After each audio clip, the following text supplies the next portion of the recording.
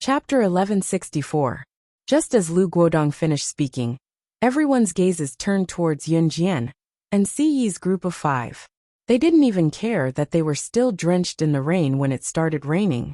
They saw that Yun Jian and Siyi's faces were disfigured by the rain. After a while, everyone could feel that Yun Jian, Siyi, Lan Su, Adam, and Imosen's faces had a thick layer of skin peeled off. "Young madam, what's going on?" Adam reached out to wipe his face in front of everyone's astonishment, and a thick layer of skin peeled off. Adam naturally knew that he was in disguise. He only asked Yun Jian why this thing would fall off. "This thing isn't waterproof," Yun Jian explained. When it started raining, she already knew that this disguise was going to be broken. The makeup she put on their faces wasn't waterproof, so they were naturally exposed when it rained. Yun Jian's original intention wasn't to disguise herself. It was just to avoid attention. In the end, she didn't expect that even though her disguise was ugly, it still attracted attention. She felt helpless. "What do you mean by what isn't waterproof? What are you saying ugly?" Lin Meiyan was getting more and more annoyed with Yun Jian's words. She stood on the spot and didn't see Yun Jian clearly. However, when she heard Yun Jian's beautiful voice, she thought that the heavens had given Yun Jian a beautiful voice, but didn't give her a beautiful face. How great would it be if she had such a beautiful voice? That way, she would become a beautiful woman with a beautiful voice. However, just as Lin Meiyan finished speaking, she saw Yun Jian use the rain to wipe her face. Then, she revealed a face that was completely different from the one that was so ordinary that no one would be able to recognize her. This face was very delicate and pretty, exquisite to the extreme, small and beautiful. Moreover, this little face that had been washed by the heavy rain, although compared to those enchanting and charming beauties, this delicate and pretty little face did not have the slightest bit of charm. However, this delicate face was many times more beautiful and pleasing to the eye than those enchanting and charming faces. It could be said that at this very moment, Yun Jian, whose disguise had been washed away by the heavy rain, was simply the highlight of the entire scene. In addition, Yun Jian's figure was very slim. Previously, Lin Meiyan's heart was filled with jealousy. Yun Jian was so ugly, but she had such a slim figure. In spite of it, Yun Jian's ugliness comforted Lin Meiyan and Fang Xiaoqin. However, it was this sudden rain that made Yun Jian's face change. The people standing around were all stunned. One by one, they stood in the rain in a daze. None of them thought of going into the tent to hide from the rain. Instead, they stared at Yun Jian. "Oh my God! Is she playing a face-changing magic trick? How did she become so beautiful? No, it's not just her. That man. And the other 2 men, that woman. Their faces have all changed. Oh my God! Those 3 men are so handsome. Those 2 women are also beautiful. What's going on?" Sounds of discussion came from the surroundings. Lin Meiyan and Fang Xiaoqin's faces instantly turned pale. They originally thought that they had found a girl who was uglier than them. But in the end, Fang Xiaoqin was obviously a little disappointed. Lin Meiyan, on the other hand, did not dare to believe it. Lin Meiyan even directly shouted, "No, this is impossible. She must have worn a mask to become so beautiful." Just as Lin Meiyan shouted these words, Wen Yan's voice covered Lin Meiyan's and came out in horror. You are the legendary girl who brought everyone out of the tomb." Chapter 1165. If Lin Meiyan had suspected that Yun Jian must have done something to make herself beautiful, then Wen Yan's words had completely destroyed Lin Meiyan's theory. Wen Yan was the most popular one, because he had seen the girl who had dispelled the rumor of only entering but not leaving in the tomb. And now, under the rain, Yun Jian and the other 4 revealed their original stunning appearances. But after revealing their original appearances, Lin Meiyan had said that Yun Jian had become so beautiful because she wore a mask. The surrounding people were almost misled by Lin Meiyan's words. After all, could there really be such a beautiful girl in this world? Yun Jian's beauty gave people the illusion that she shouldn't exist in this world. But Wen Yan's words directly refuted Lin Meiyan's words. And what attracted everyone's attention was, Wen Yan actually said that Yun Jian was that legendary girl? Heavens! How was this possible? Now that they knew that Yun Jian was so beautiful, they once again found out that Yun Jian was actually that legendary girl. Lin Meiyan's expression was worse than if she had eaten dog shit. Her face was tense and trembling, and the corners of her mouth were twitching. And what was even more shocking was that not only was Yun Jian's appearance so outstanding, Ce, who was standing beside her, had removed his disguise, and was now even more handsome than before. There was actually such a beautiful girl, and such a handsome man in this world. At the beginning, Lin Meiyan had not only ruthlessly attacked Yun Jian and Ce's appearance, she had even used the derogatory term compatible to describe them. Lin Meiyan had even bragged about that legendary girl in front of Yun Jian, saying that the legendary girl was as beautiful as a fairy. What she meant was that she wanted to tell Yun Jian that an ugly girl like her was an eyesore in this world. And now, when she found out that Yun Jian was that legendary girl, Lin Meiyan felt as if she had been slapped to the ground by an invisible hand. The more arrogant Lin Meiyan was before, the more embarrassed her expression was now. As for Feng Xiaoqin, who had wanted to get close to Yun Jian and make herself look prettier, she didn't look any better. What was different from everyone else's dumbfounded expression was that Ce, the center of attention, was getting close to Yun Jian. At this moment, it was raining heavily. After the rain had blurred the makeup on their faces, Ce reached out and pulled Yun Jian into his embrace. He held Yun Jian completely in his arms and used his firm chest to shield her from the strong wind and heavy rain. "Don't get caught in the rain. Let's go into the tent," Ce said gently. Then, under the envy of the crowd, he held Yun Jian's hand and walked towards the tent. Anyone who wasn't blind could tell how much Ce doted on her. He simply doted on her to the bone. Previously, Lin Meiyan felt that Ce's looks were very ordinary and didn't fit her taste. Therefore, she didn't feel envious of how much Ce doted on Yun Jian. Instead, she used a mocking tone to criticize him. Now that they had seen Ce's face, even Lin Meiyan was envious of him, let alone the others. "Are the two of you really a couple?" Lin Meiyan wished she could become Yun Jian and lie in Ce's arms. She gritted her teeth and blocked Ce from bringing Yun Jian back to the tent. "Adam, throw her out." Ce suddenly raised his sharp eyes and looked at Lin Meiyan with murderous intent. Adam walked over and wanted to throw Lin Meiyan out without another word. "Do you still have any sense of reason? This is our territory." Lin Meiyan said this sentence with righteous indignation. Bang! As soon as Lin Meiyan finished speaking, Adam took out a desert eagle from his waist and fired a shot at Lin Meiyan's feet. Chapter 1166. After saying that, Adam didn't shoot Lin Meiyan's head. Instead, he held the gun and fired several shots at Lin Meiyan's feet. Bang! Bang! Bang! Bang! Lin Meiyan was so scared that she turned around and ran. She didn't dare to have any other improper thoughts. "Next time you see her, just kill her," Ce said to Adam. Then, she held Yun Jian's hand and walked into the tent. Hearing Ce's words, which treated human lives like grass, the people standing around all trembled. They were obviously shocked by Ce's words. Even after Ce and Yun Jian entered the tent, the people around them were still unable to react for a long time. "Good shot. That woman deserved a lesson." At this moment, Lan Su walked to Adam's side. She had always maintained her cold appearance, but at this moment, she revealed a shy smile. Lan Su's smile almost melted Adam's heart. Adam was just about to put the desert eagle back into his waist case when he heard Lan Su's words. He grabbed the gun again and wanted to look for Lin Meiyan again. "I'll just kill her in seconds." He had just threatened that woman, and Lan Su had taken the initiative to stand beside him and praise him. If he killed that woman, wouldn't Lan Su obediently throw herself into his arms? Just as Adam raised his gun, Emo's son held him down. Emo's son coughed a few times, paused, and then said, "Adam, young master and young madam haven't said anything yet. Don't be impulsive." Emo's son was Adam's biological brother, but he never called him brother. Normally, he even used strict requirements to reprimand Adam. But in fact, everything Emo's son did was for Adam's good. Uffed. Lan Su saw the interaction between Emo's son and Adam, and she couldn't help but laugh. A second later, Lan Su immediately restrained her smile. She pretended to be cold and walked towards a small stream. I'm going out for a walk.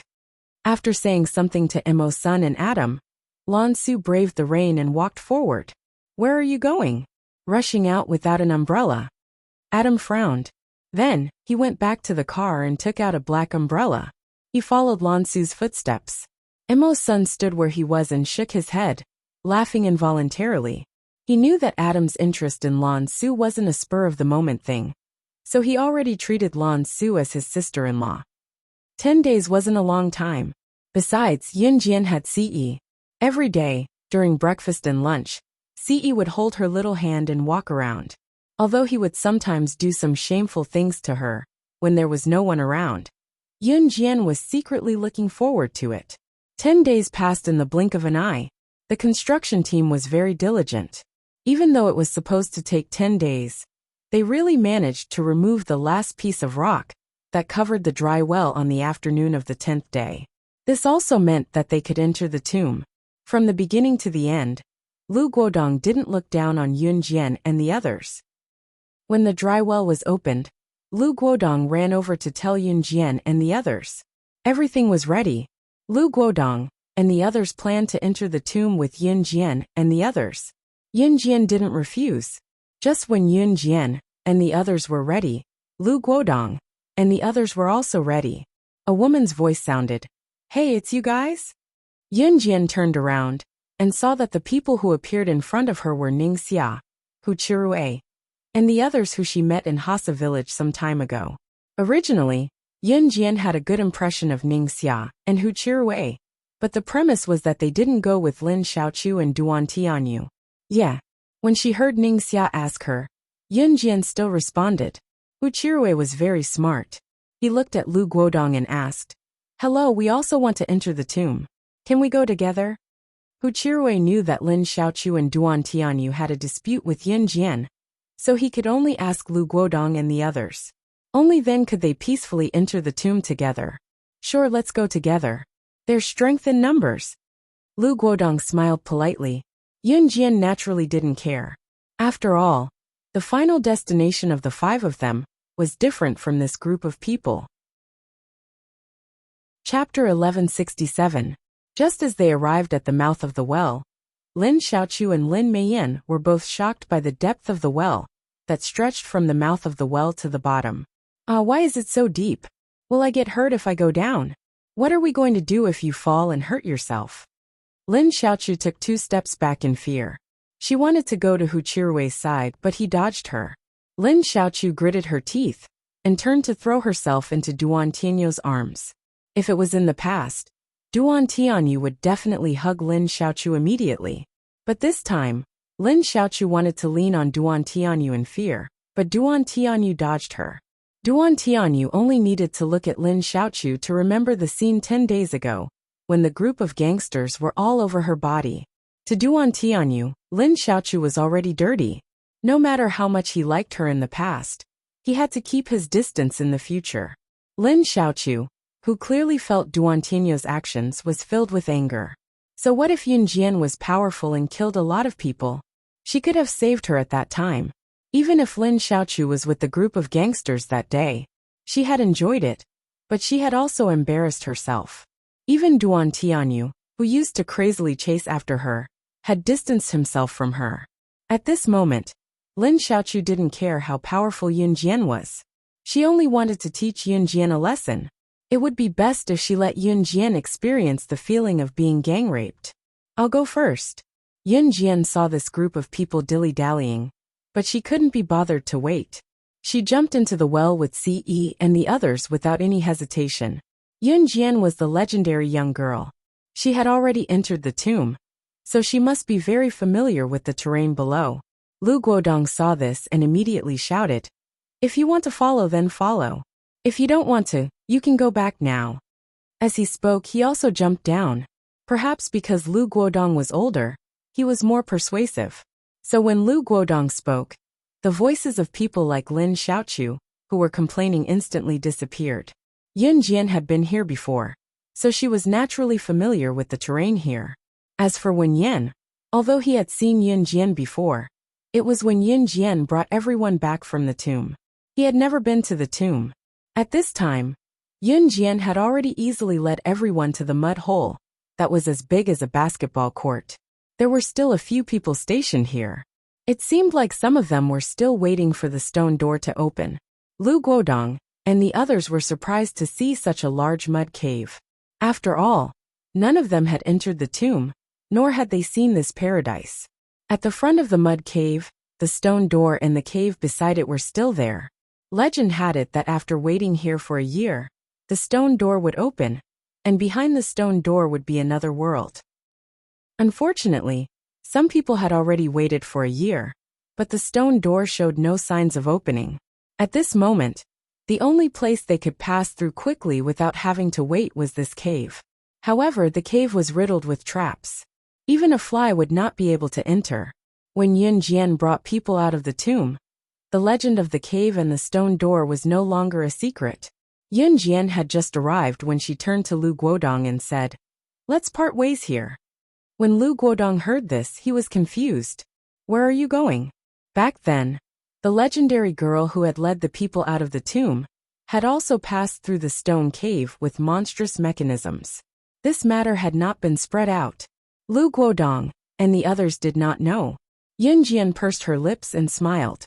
She walked towards the cave with Ce and the others. When Lu Guodong saw this, he was shocked.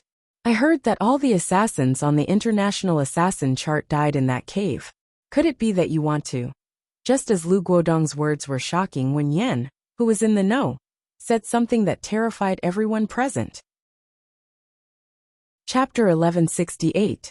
As soon as Wen Yin finished speaking, it was as if he wanted to introduce Yin Jian's abilities to everyone.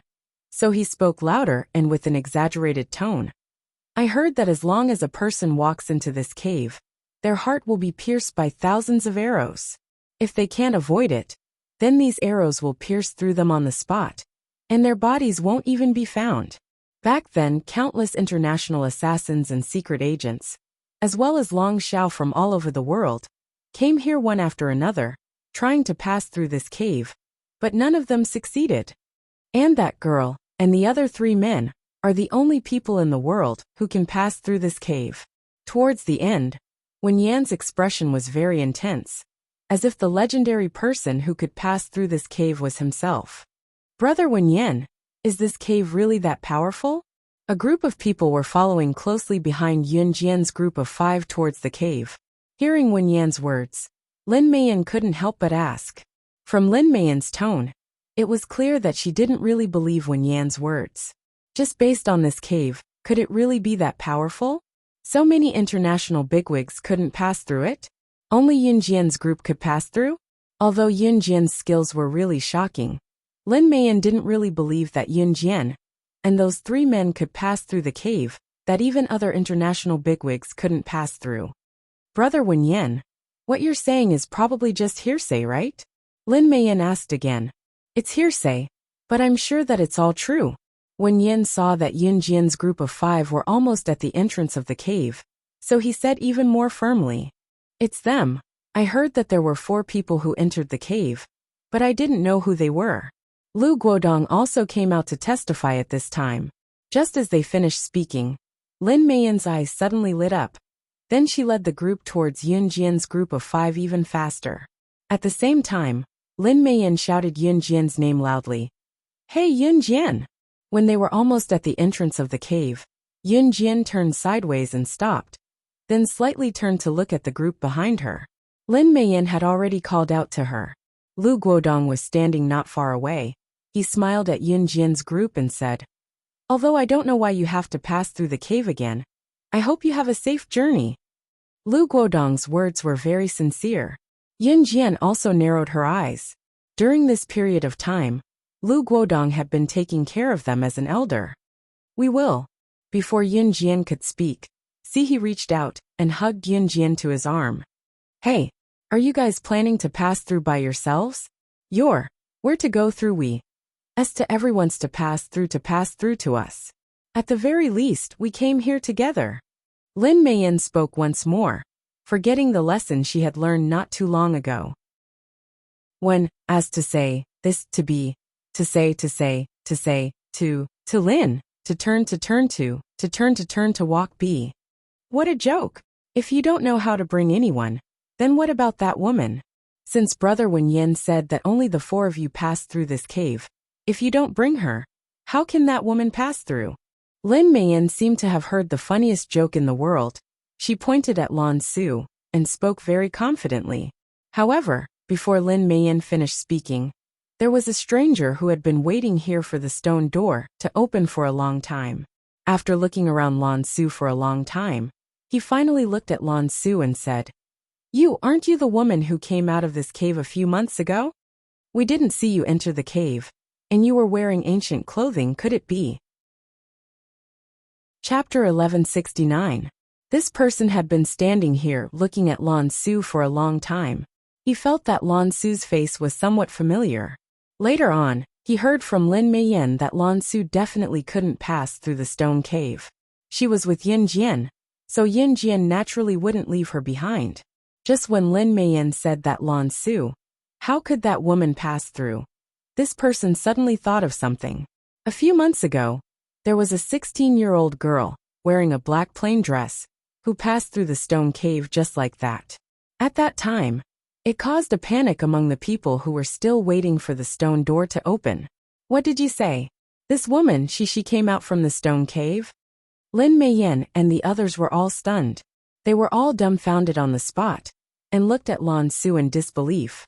That person saw that Lin Meiyin and the others didn't believe him, so he opened his mouth and said, This is absolutely true. I've been here for at least a year. Other than seeing these four people come out of the stone cave one after another, I haven't seen anyone else enter the stone cave. When she came out of the stone cave wearing a black dress, it scared the hell out of us. Oh, that's right, I remember now. It wasn't just her. There was also a man wearing a black robe, who came out of the stone cave. And the most bizarre thing is that she and that man wearing a black robe have never entered the stone cave. We've been here for so long, and we've never seen anyone who entered the stone cave and didn't come out. It's as if they came from another world and came out of the stone cave. The man who stood up and spoke wore a pair of glasses. He looked refined and wasn't young either. He was probably in his 40s. Thus, no one questioned what he said. But at this moment, other than shock, no one present could find any other expression. Originally, Yun Jian didn't have a good opinion of the man wearing glasses' words. After all, if Lan Su's identity was exposed, it wouldn't be good for them. It was only when the bespectacled man finished speaking that Yun Jian snapped back to reality. A man wearing a black robe? Yun Jian narrowed her eyes and asked. Seeing such a beautiful girl like Yun Jian asking him, the man was silent for 2 seconds before nodding and saying, Yes, I remember that man wearing a black robe. Only his eyes were exposed. He was very strange and mysterious. As the man wearing glasses spoke, he couldn't help but shake his head. Clearly he was lamenting. But obviously, this man's words successfully attracted Yun Jian's attention. He was dressed in a black robe, and he was a man from the Yulong mainland.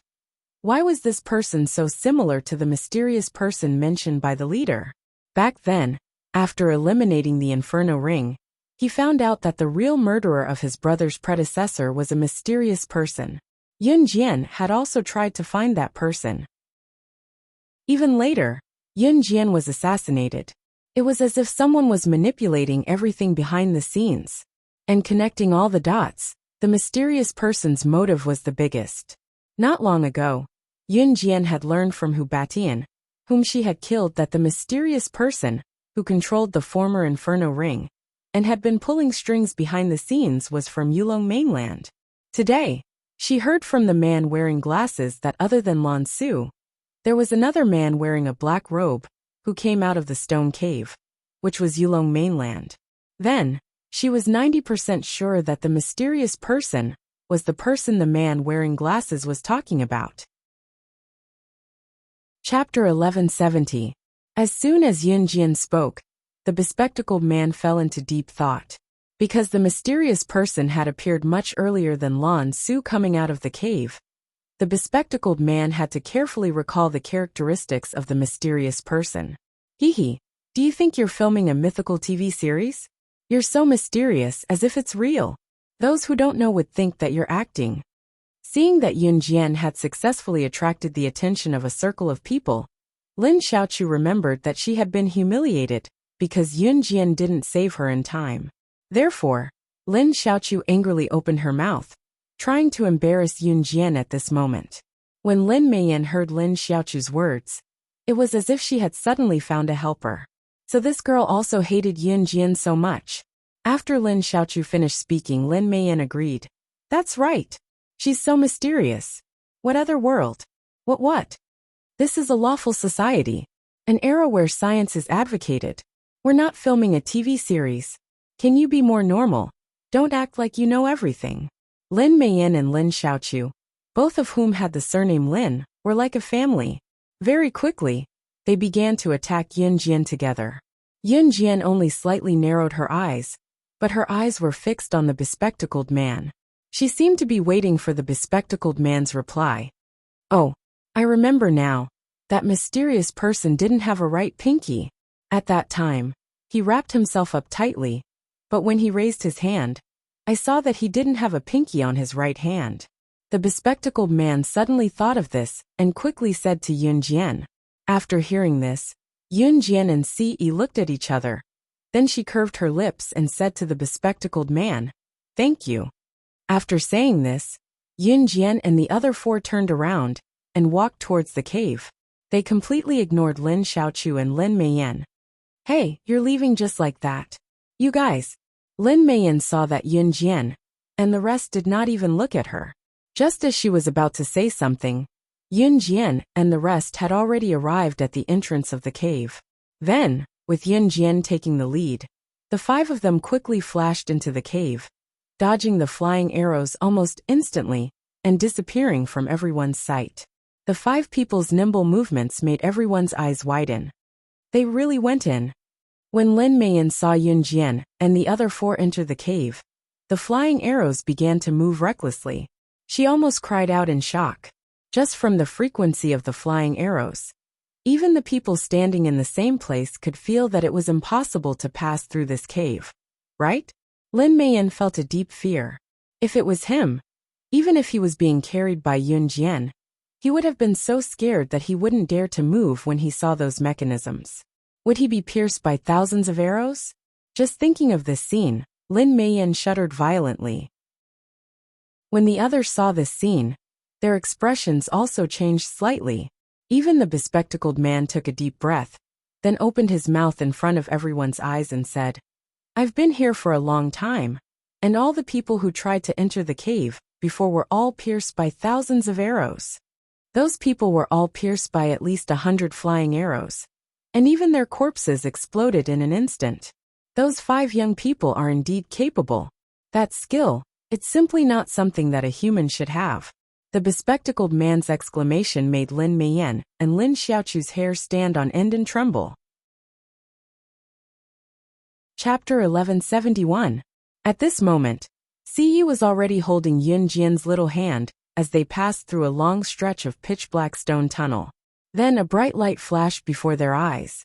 When they came back to their senses, they had already arrived at the Yulong continent.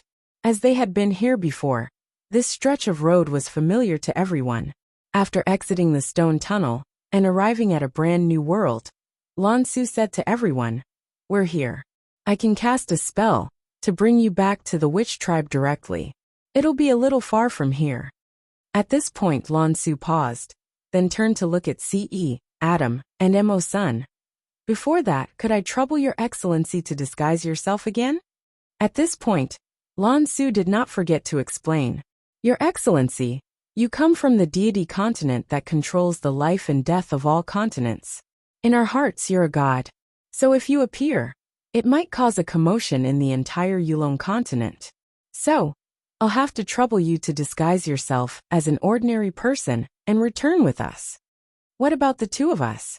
Adam walked over and put his arm around Lan Su's waist, then pointed at himself and Mo Sr. "You're both your excellency's people, and also from the deity continent. I don't know why you're on Earth, so of course you have to disguise yourself." Lan Su struggled a little as Adam held her waist. In the Yulong continent, If an unmarried woman or an unmarried man were to be so close to a woman, they would be reviled by the world. In the Yulong continent, the monogamy system was far stricter than in countries E. Here, if someone were to have an affair in marriage, then both the person and the mistress would be hanged to death. This is the Yulong continent. You should show some respect, Lan Su said. If an unmarried man and woman were to be seen hugging each other, even a passerby would have the right to interfere. How can I respect you? Is there anything on your body that I haven't touched? Adam said as he moved closer to Lan Su. Before he finished his words, Emo's son had already grabbed Adam and pulled him aside. Brat, behave yourself. As Adam's brother, Mawson still had this imposing manner. At this moment, Lan Su explained, in Yulong mainland, only married couples can hug each other in public. Here, as long as the marriage contract is signed, 2 rings will automatically appear. As long as they have this pair of rings, it means that the man and woman are husband and wife. Even if they do something in public, they are allowed. Lan Su's words made Emo's son raise his eyebrows. Yun Jian had also never heard of this before. She turned her gaze to Lan Su. As soon as Lan Su finished speaking, Ce, who had been silent all this time, suddenly asked, how do we sign the marriage contract? Lan Su was surprised to hear Ce ask, but when she recovered, she explained patiently, I'm not sure if you'll be able to do it. As long as you have a little spiritual power, you can summon the marriage contract array. Once the marriage contract is formed, it means that the 2 people are husband and wife, just like the people on Earth getting a marriage certificate, but this is more direct. Spiritual power was what people in Yulong mainland called their cultivation level. Lan Su added, usually, the marriage contract can only be signed with the consent of both the man and woman. However, if the man's spiritual power is stronger than the woman's, or if the woman's spiritual power is stronger than the man's, the marriage contract can be forcefully signed. Since she had said this, Lan Su had to add, that's right. If the marriage contract is signed here, then even if you leave Yulong mainland and go to Earth, the contract will still be valid. Lan Su's last sentence successfully attracted Ce's attention. Yun Jian leaned in front of Ce. She was pressed against Ce's warm chest. No one saw the slight smile on Ce's thin lips when he heard Lan Su's last sentence. At the same time, he stretched out his large bony palm. In the dark, after he stretched out his hand, a spiritual power so strong that it could raise the entire Yulong mainland to the ground condensed in his large palm. However, it was only a flash. Chapter 1172. Yun Jian leaned against Ce's chest, so she didn't see the slight smile on Ce's lips.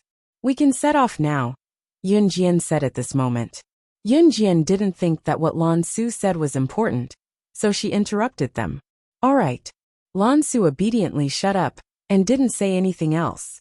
Just like that, the group was brought back to the sorcerer tribe by Lan Su.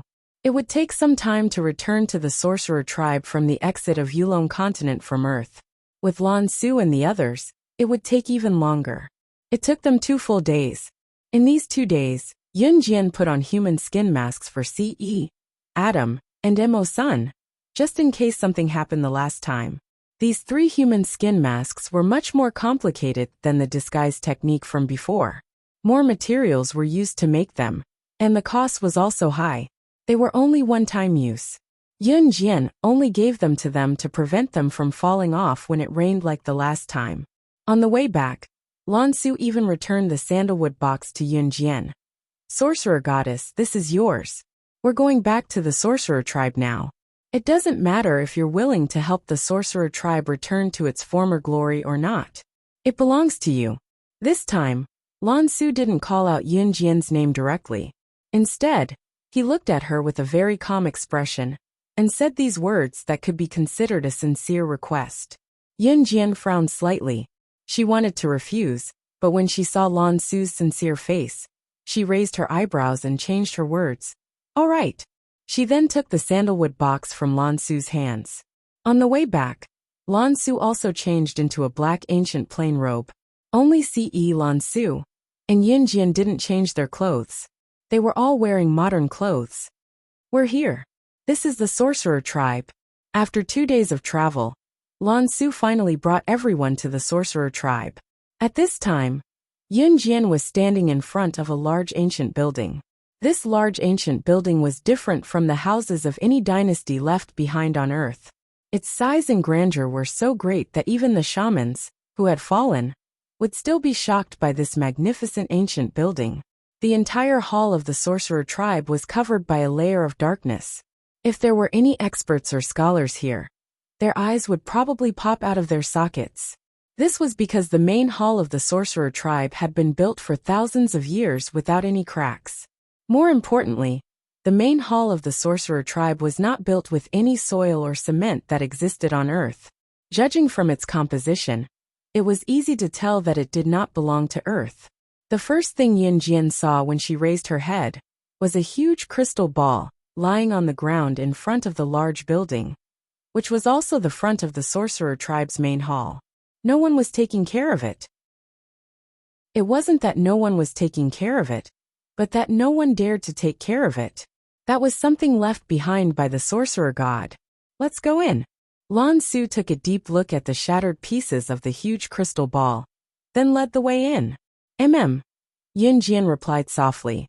Thus the group continued to move forward.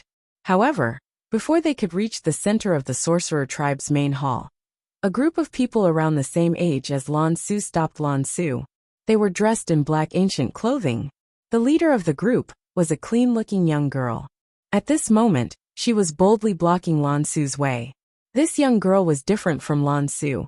She was born not long ago, but Lan Su had lived for thousands of years. She, as well as the group of young boys and girls behind her, had never seen the sorcerer god's true appearance. Thus, when the young girl saw Yun Jian, she was only stunned by her beautiful appearance. However, the young girl looked at Ce and the other two indifferently. Finally, she looked at Lan Su and mocked. Chapter 1173. This young girl stood arrogantly in front of Lan Su. She tilted her head, and her 16 or 17-year-old face was filled with arrogance. Shut up. Wu Qing. How dare a junior like you be so arrogant? I'll send you to hell right now. Hearing the girl named Wu Qing's words, Lan Su almost couldn't hold back. She flipped her hands and 2 darts condensed from spirit energy appeared in her hands. You. Haha Lan Su. Don't forget that my aunt is in charge of the sorcerer tribe. If you dare to be rude to me, I'll ask my aunt to chase you out immediately. This girl called Wu Qing had a high status in the sorcerer tribe, because her aunt was the current leader of the sorcerer tribe, Wu Lan.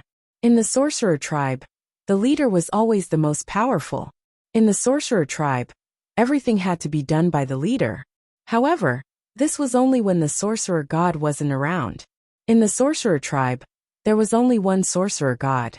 The only person who could decide the fate of the sorcerer tribe was the sorcerer god. In the sorcerer tribe, the leader was always the most powerful.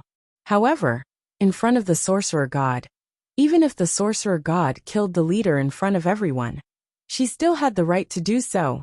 This was the sorcerer god's right. The sorcerer god could change the leader of the sorcerer tribe at any time. The reason why the sorcerer god was called a god was because in the sorcerer tribe, the sorcerer god was like a god. If she said 1, no one in the sorcerer tribe would dare to say 2. Of course, that was a long time ago. Many of the juniors in the sorcerer tribe had never seen the sorcerer god, just like Wu Qing. Wu Qing and the other juniors had never seen the sorcerer god, so they thought that the sorcerer god was just a legend. In comparison, Wu Qing and the others even thought that the leader had the final say in the sorcerer tribe. What sorcerer god? That was nonsense. Haha Lan Su. Don't think that you can be arrogant just because you're the first protector of the sorcerer god, who has never shown his face. Let me tell you, this is no longer the era of the sorcerer god. In the sorcerer tribe, my aunt has the final say. She loves me the most. Even if I want you to die now, you're going to die too. Wu Qing's words were full of righteousness. At the same time, she pointed at Lan Su and spoke arrogantly. Just as she said this, a few young men and women around Wu Qing's age fought to be the first to speak. Exactly. The legendary sorcerer goddess has never shown her face. Who knows if she really exists or not? It must be fake. Hee hee. Wu Qing raised her head and looked at Lan Su even more arrogantly when she heard the voices around her helping her. Lan Su, I don't know why my aunt respects you so much, but don't get carried away. F***ck. Don't think that I won't hit you just because you're a child. If you dare to say anything bad about her again, I'll kill you right now. Adam couldn't bear to listen any longer. Adam didn't say anything when he was stopped by Lan Su. Now that he heard Wu Qing's insults, he almost rushed up to her and beat her up. For some reason, Wu Qing was startled by Adam. However, she quickly regained her composure. Wu Qing glanced at Adam. Just as she was about to curse back, a slightly mature but crisp female voice sounded. Qing-er. Wu Qing immediately turned around when she heard the voice. Aunt. Wu Qing was very happy when she saw the woman who suddenly appeared. Now that her aunt was here, she could vent her anger. Auntie, I don't know where Lan Su brought a few people back from. Hurry up and chase these people away. Wu Qing skipped over to Wu Lan. She had just grabbed Wu Lan's hand and was waiting for Wu Lan to help her vent her anger when she heard Wu Lan's words. Wu Lan and the group of elders she brought all looked at the strangely dressed girl beside Lan Su. Chapter 1174. When Wu Lan and the rest saw Yun Jian, Wu Lan and the elders behind her immediately knelt down in front of Yun Jian. The reason was simple. The sorcerer god was too powerful back then. The sorcerer god's power back then was enough to make Wu Lan and the elders behind her tremble in fear. Even though it was no longer the era when the sorcerer god was at his peak, Wu Lan was still shocked when she saw Yun Jian, who looked exactly like the sorcerer god. Wu Qing was dumbfounded when she saw her aunt kneel down in front of the girl that Lan Su had brought back. In the sorcerer tribe, every person who was born was taught a philosophy. As long as the sorcerer god was around, the sorcerer tribe would definitely prosper. One day, the sorcerer god would return and lead the sorcerer tribe to the top of the Yulong mainland. The sorcerer god had once promised that he would return after 1,000 years. After 1,000 years, the sorcerer god would definitely return. Wu Qing had been taught this philosophy since she was young. She dared to say this because she had never seen the sorcerer god in person and thought that he was just a legend. However, when she saw her aunt, whom she had admired since she was young, and who was always high and mighty in front of everyone, actually kneeling before the peerlessly beautiful young lady beside Lan Su, and addressing her as the sorcerer goddess, Wu Qing was completely dumbfounded. Wu, sorcerer god. Aunt, what did you say? She is the sorcerer god? No matter how unhappy she was, Wu Qing still turned to look at Yun Jian and asked Wu Lan in shock in front of everyone. Not only Wu Qing, but even the group of young men and women standing behind Wu Qing were all dumbfounded. Qing, or don't be rude. If you point your finger at the sorcerer god again, you will be expelled from the sorcerer tribe. When Wu Lan saw her niece pointing at Yun Jian, she quickly stood up and grabbed Wu Qing's hand, kneeling down in front of Yun Jian with Wu Qing. Seeing that the sorcerer tribe leader was so scared that she directly knelt down in front of Yun Jian, the group of juniors of the sorcerer tribe were so scared that they all knelt down one by one.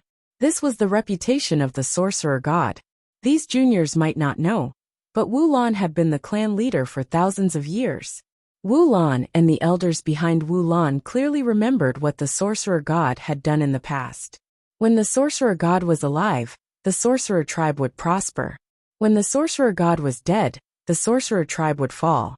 Therefore, Wu Lan and the others were extremely respectful towards the sorcerer god. Yun Jian stood in front of a group of people.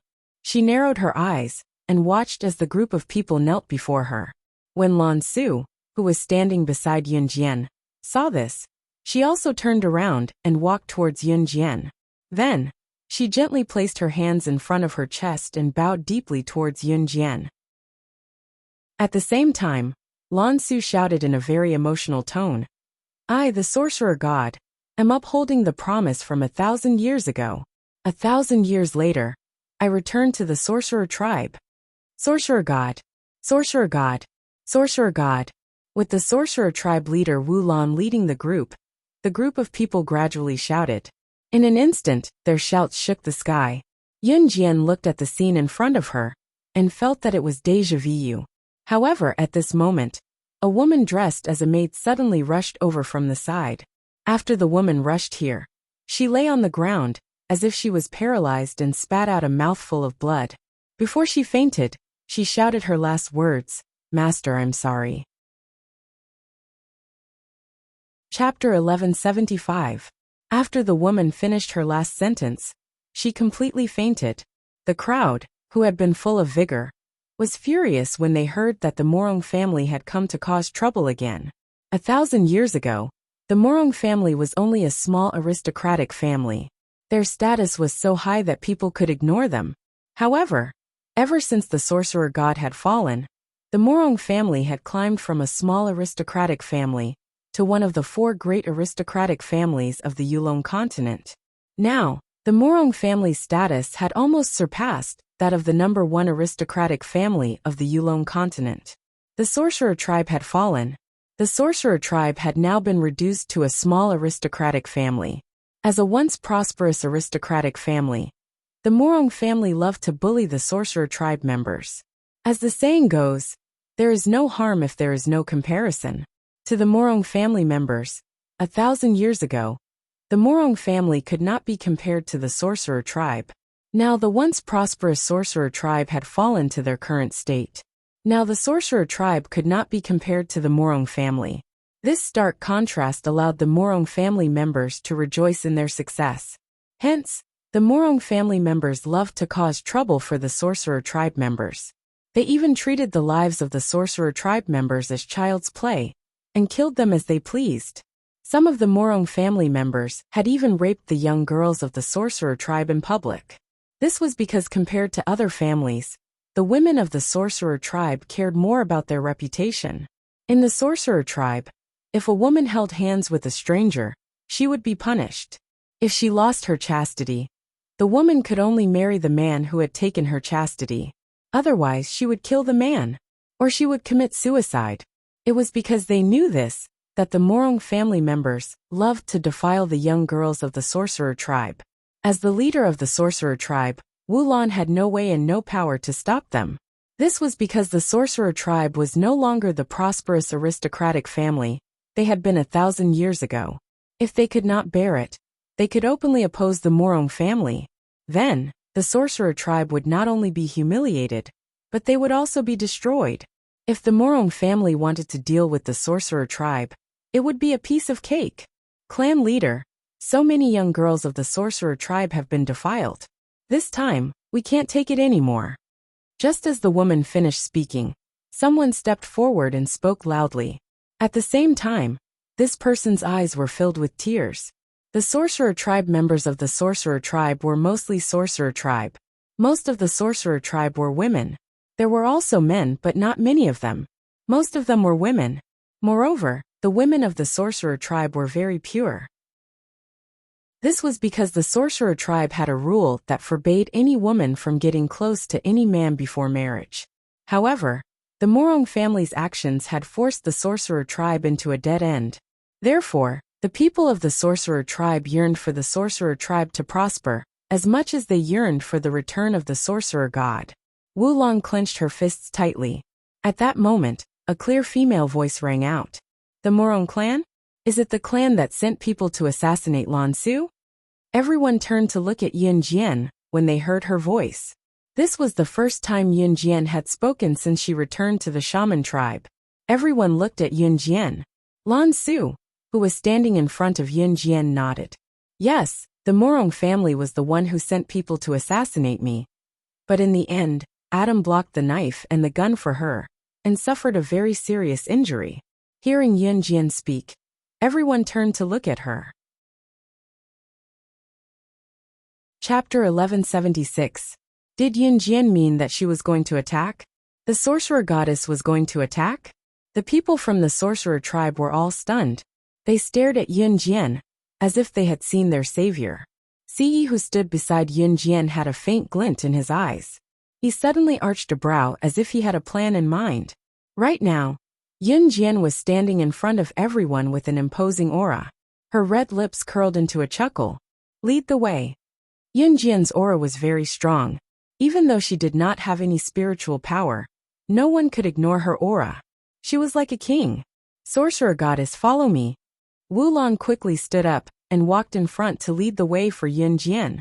Just like that, the group of people went to the side courtyard in a grandiose manner. At this moment in the side courtyard of the sorcerer tribe, it was a gloomy place surrounded by a bamboo forest.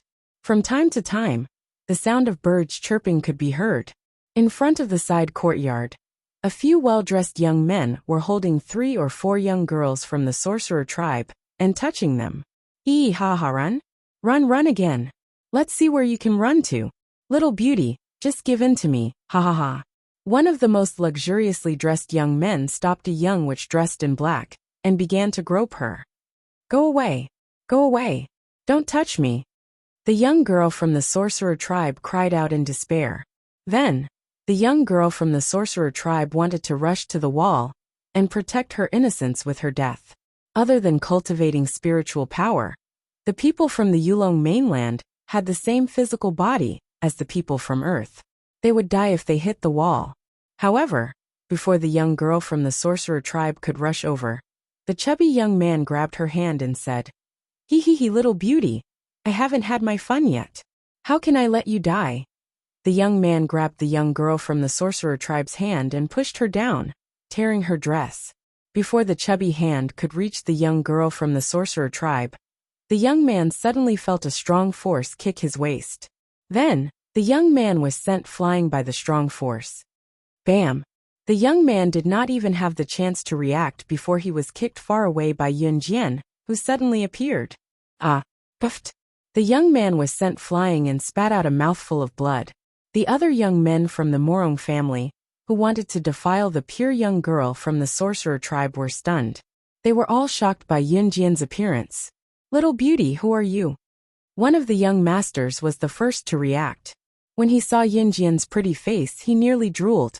The young man from the sorcerer tribe, who was kicked by Yunjian, stood up in less than 2 seconds. Looking at Yunjian's beautiful face, the young man's heart was itching. However, when he thought of Yunjian's kick, he wanted revenge no matter what. Thus, the young man wiped the blood from his mouth and said angrily to Yunjian, Where did this little beauty come from? How dare you kick me? I'll teach you a lesson. As he spoke, the young man gathered his spiritual power and attacked Yunjian. Lan Su, Wulan, and the rest who were following behind were shocked when they saw this. Yunjian did not have any spiritual power. The sorcerer god had just returned. How could she fight against the Morong family? However, just as the young man gathered his spiritual power, his fist was already in front of Yunjian. Chapter 1177. The moment the young man gathered his spiritual energy and hurled it at Yunjian with the spiritual energy that only existed in Yulong mainland, Yunjian was stunned. Just when he was 3 meters away from Yunjian, the spiritual power surrounding the young master suddenly disappeared. However, the young master's fist was already swinging towards Yunjian, and he could not retract it. In the Yulong continent, spiritual power was the most important thing. As a citizen of the Yulong continent, they only had one more spiritual power than the people of Earth. In other aspects, the people of the Yulong continent were no different from the people of Earth. In other words, if the people of the Yulong continent suddenly lost their spiritual power, coupled with the fact that the people of the Yulong continent relied on their spiritual power and did not have much physical training, the people of the Yulong continent, who lost their spiritual power, were even weaker than the people of Earth. The young master looked strong because of his spiritual power. However, when he was less than 3 meters away from Yunjian, his spiritual power suddenly disappeared. It was as if the young master had suddenly become an earthling without spiritual power. He was even weaker than the people of Earth in terms of physical strength. He was even weaker than the people of Earth. For such a person to be in the hands of Yunjian, who was known for her decisiveness in killing, it was easier than killing an ant. Everyone present was dumbfounded. However, in the next second, they saw the young master being kicked by Yunjian into a huge rock far away. His internal organs were smashed, and he died on the spot. Everyone was stunned by this scene. However, what shocked everyone was that Yunjian's ruthless skills were only one of the reasons. The most important point was that there was only one person in the world who could make anyone from the Yulong continent lose all their spiritual power within 3 meters of them. That person, she was Sorcerer Goddess. Sorcerer Goddess has returned. Sorcerer Goddess, please ensure the prosperity of the Sorcerer tribe forever. Sorcerer Goddess. Sorcerer Goddess. In an instant, the people from the Sorcerer tribe who came along all screamed. Their shouts shook the sky. Sorcerer Goddess had really returned. Because of Yunjian's move just now, she was able to make anyone from the Yulong continent lose their spiritual power within 3 meters of her. This was the essence of the Sorcerer Goddess. The reason why the Sorcerer Goddess in her previous life was so strong was because of her unique physique. As for the second reason, it was because of her strong spiritual power. However, Yunjian, who did not have spiritual power, was unrivaled in the Yulong continent. Of course, she could make anyone from the Yulong continent lose their spiritual power within 3 meters of her, turning them into an earthling like her. Based on this alone, Yunjian was unrivaled in Yulong mainland. This was the Sorcerer Goddess of the Sorcerer tribe. She was the reason why she was strong. The Sorcerer tribe, the Sorcerer Goddess. At this moment, the young masters of the Morong family looked as if they had eaten dog poop. Who in the Sorcerer Goddess in the Sorcerer Goddess? In the Yulong continent, who did not know that the Sorcerer God had a physique that could make people within 3 meters lose all their spiritual power in an instant. However, the young lady in front of them was actually the Sorcerer Goddess. This was too inconceivable, wasn't it? However, just as the people present were beginning to accept this fact, Ce, who was standing beside Yunjian, suddenly pulled Yunjian into his arms. Seeing this, the people from the Sorcerer tribe widened their eyes. The Sorcerer Goddess had always been alone. Who was this man? How could he pull the Sorcerer Goddess into his arms? However, before the crowd could react, Ce stretched out his hand. He stretched out his hand and used a spiritual power that was enough to destroy the entire Yulong continent to grab the young masters of the Morong clan. In the next second, the young masters of the Morong clan were smashed into a river of blood by Ce's mental strength. A few living people, not even a single bone was left. They were crushed into blood on the spot by someone's mental power. The people from the Sorcerer tribe widened their eyes in fear. It was also at this moment that Ce, who was holding Yunjian, broke into a smile. His mask was ordinary, but it could not hide his radiance. In the next second, Ce looked at Yunjian tenderly. His gaze was gentle as he spoke softly in the most pleasant voice in the world, uttering the most touching words. Xiao Jian, I'm willing to use the fall of the Morong clan as a betrothal gift to marry you. After that, a powerful marriage contract formation gathered beneath Ce and Yunjian's feet to form a 5-star formation and opened up abruptly. It was a force stronger than the Sorcerer Goddess. Chapter 1178. What did Ce say just now? He said that he was willing to use the fall of the Morong family as a betrothal gift to marry Yunjian?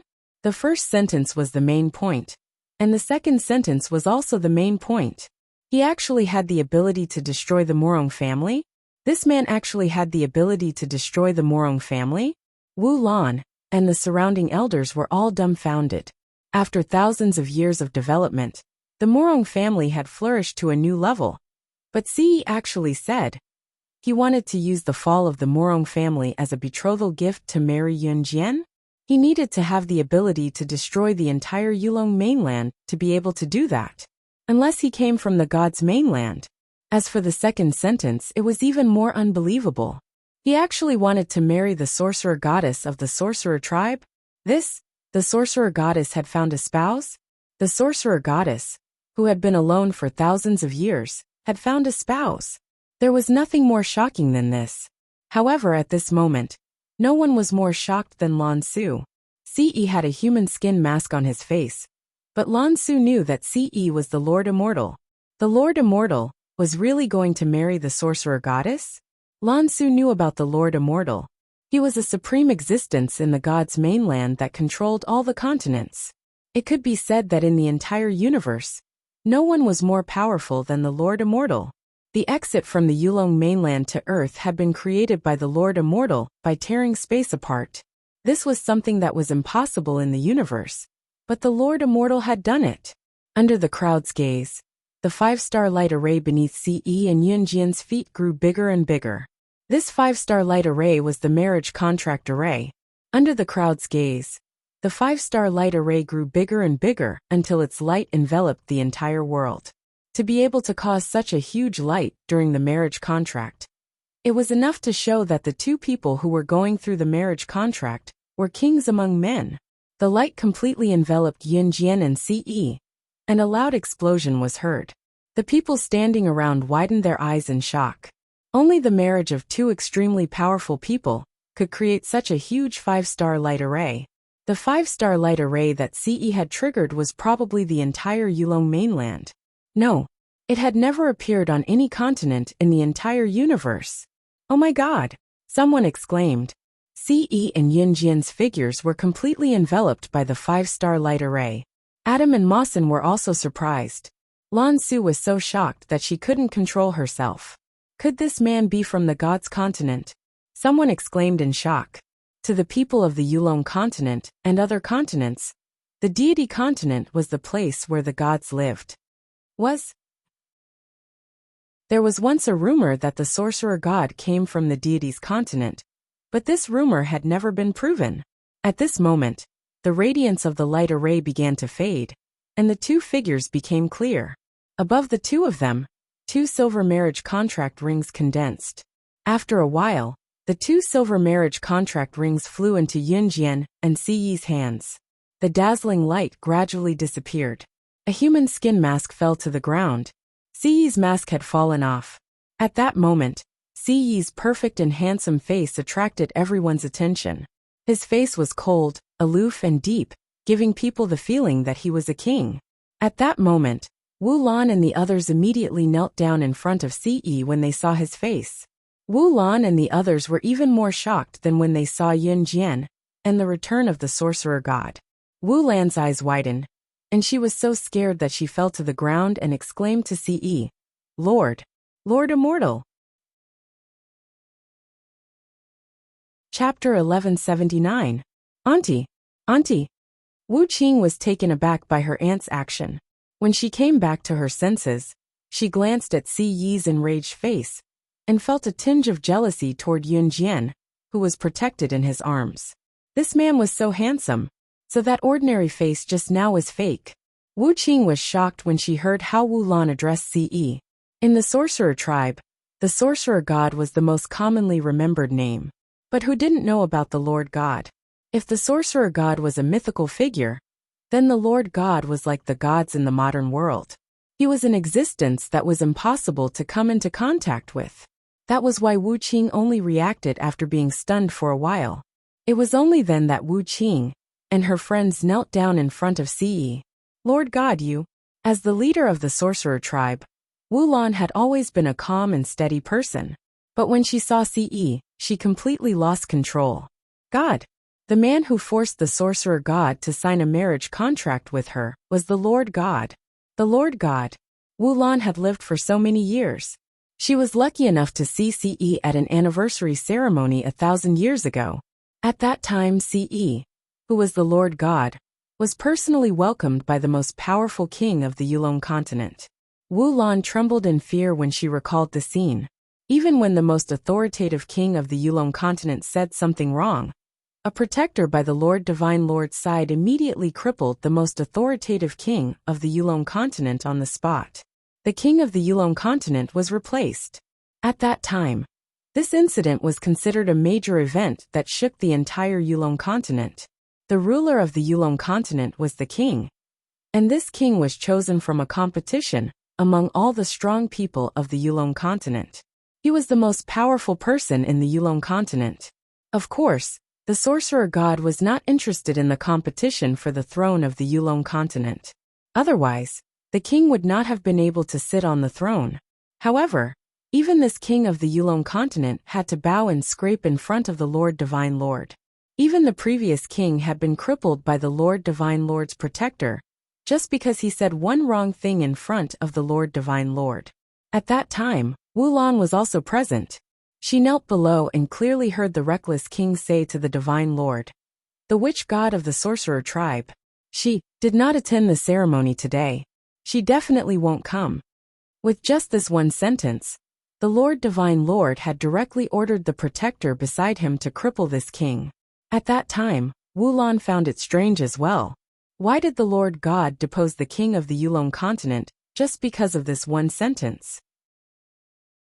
But now it seemed that Lord Divine Lord forcefully entered into a marriage contract with Lord Sorcerer God. Could it be that the Divine Lord had already taken a liking to the Sorcerer God thousands of years ago? Thinking of this, Wulan almost jumped up from the ground. But back then, the Divine Lord and the Sorcerer God had never even met alone. How could it be? Wulan looked at Yun Jian and Ce with a complicated look in her eyes. She saw Ce gently lift Yun Jian's small hand.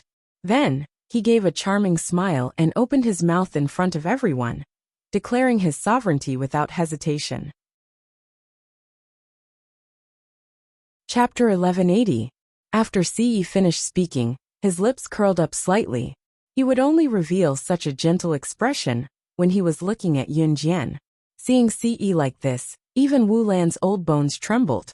She was obviously shocked by Ce's expression. The Sir Immortal, who came from the deity continent, and was extremely famous even in the deity continent, could actually smile at a woman? This was even more unbelievable than the flood in the Yulong continent. Yun Jian had not spoken since the beginning, but her eyes were fixed on Ce with a hint of gentleness in them. It had to be said that Yun Jian's heart had silently approved of this. Especially when she held the ring on her finger, her heart skipped a beat. A feeling that she had never felt before filled her heart. It was a warm feeling. Just as Wulan and the rest thought that Yun Jian would say something, they heard Yun Jian softly agree. Then she blushed. The sorcerer goddess was blushing? The surrounding people all looked on in a daze, unable to react for a while. Even Mo's son, who was standing at the side, could not help but sigh at this scene. His young master's actions were so fast. However, at this moment, Ce held Yun Jian's small hand and turned to look at Wulan. His tall figure made people tremble just by looking at him.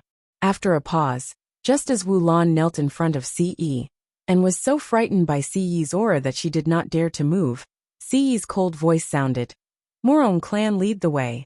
Hearing Ce's words, Wulan and the rest of the sorcerer tribe quickly understood. Was the Sir Immortal going to stand up for the sorcerer tribe? The Morong clan was definitely done for this time. For thousands of years, the Morong clan had humiliated the innocent girls of the sorcerer tribe, to the point that both humans and gods were furious. This time, the sorcerer goddess had returned. The Sir Immortal had also become the sorcerer goddess's man. The Morong clan was finished. Wulan quickly stood up and led the way like the wind, leading everyone to the Morong family. She could not wait to destroy the Morong family. The members of the shaman tribe hated the Morong family to the core. At this moment, in front of the main hall of the Morong family, there were many people sitting here. There were both men and women, but most of them were older. There were also a few younger ones. These young people were undoubtedly the hope of the Morong family's new generation. At that moment, an old man who appeared to be in his 40s was sitting at the very top of the Morong family. He was, without a doubt, the head of the Morong family, Morong Jing. At this moment, Morong Jing was sitting at the top, looking down at the group of people below. "You are where's Huar?" Morong Jing asked solemnly, as he turned to look at a young man with decent looks. He Patriarch him? He brought people to the shaman tribe. He said that he wanted to find a clean girl from the shaman tribe to have some fun with. The young man called Yuer laughed cruelly and spoke in an extremely lascivious manner. This person's name was Morongyu. He often went to the shaman tribe to persecute poor girls. I told you not to go to the shaman tribe to cause trouble. You better take it easy in the future. If one day, the sorcerer goddess of the shaman tribe returns, When Morong Jing mentioned the sorcerer goddess of the shaman tribe, his voice trembled with fear. However, Before Morong Jing could finish speaking, Morong Yu snatched the right to speak. Hey Patriarch! Where did this sorcerer goddess come from? If the shaman tribe really had a sorcerer goddess, how could they have fallen to their current state? Hee, those girls from the shaman tribe are really clean. TSK. I don't even want to get out of their bed. Morong Yu spoke even more impudently. Chapter 1181. Don't talk nonsense. The sorcerer god of the sorcerer tribe has never lied. Morong Jing was obviously much more mature than Morong Yu. He frowned and said, Morong Jing had already existed when the sorcerer god of the sorcerer tribe existed. However, at that time, Morong Jing was a person with no status at all.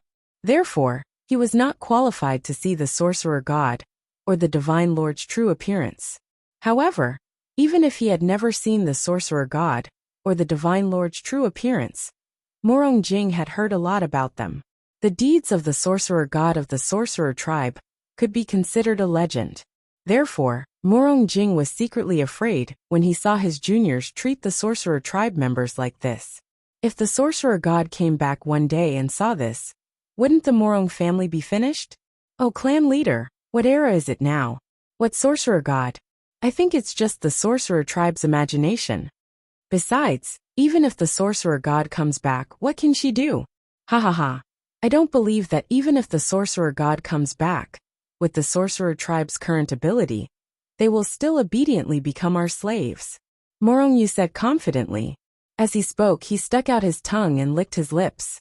He was already thinking about how to play with the girls of the sorcerer tribe. However, just as Morong Yu finished speaking, the door in front of the hall was suddenly kicked open by someone. Morong Jing's eyelids twitched. He was so scared that he sat up straight. However, at this moment, a slender figure stopped and entered. Then, a tall figure followed this slender figure into the hall. Behind them, many people dressed as sorcerer tribe members walked in. When Morong Jing saw this scene, his eyelids twitched, and he couldn't help but stand up. When he saw Yun Jian and Ce, who were the first to enter, Morong Jing frowned. He had never seen the sorcerer god, let alone had the right to see the divine lord. Therefore, Morong Jing didn't recognize them at all. When he saw the clan leader of the sorcerer tribe, Wu Lan, who was standing behind Yun Jian and Ce, Morong Jing stood up and walked over. Wu Lan, why did you bring a group of people and barge into the Morong family today? Morong Jing naturally had to show the imposing manner of a clan leader. Especially now, the Morong family was no longer the family with no status. The Morong clan was now one of the 4 aristocratic families of the Yulong continent. His status was different from before.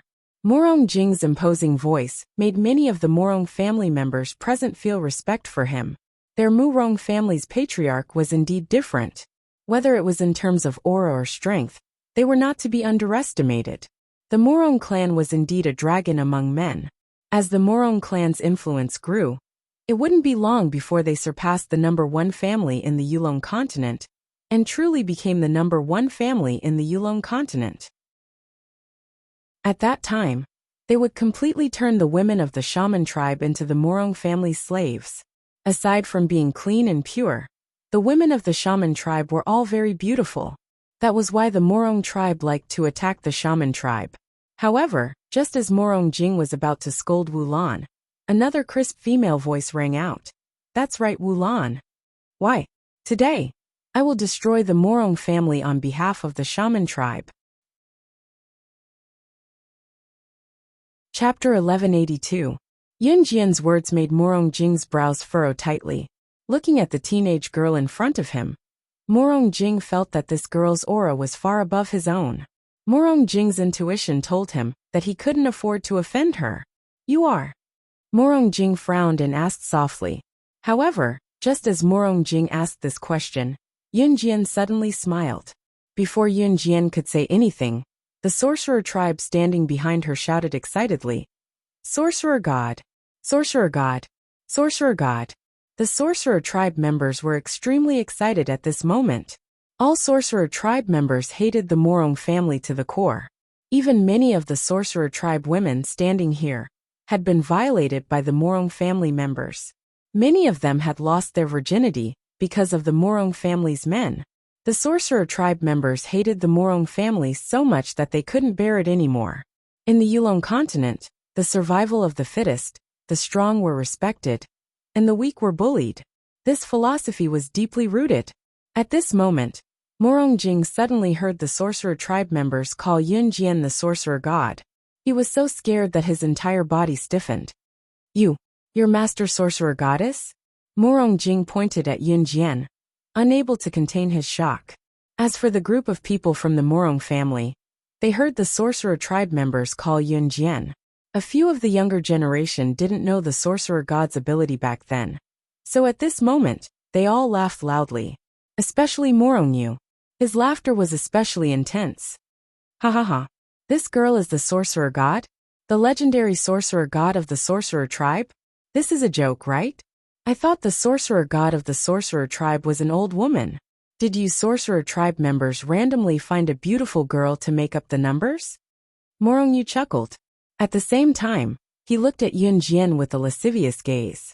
Everyone present clearly saw the evilness that flashed through his eyes. Morong Yu was staring at Yun Jian's ravishing face with a malicious gaze before he cackled and said, "That's right, Yun Jian's pretty face.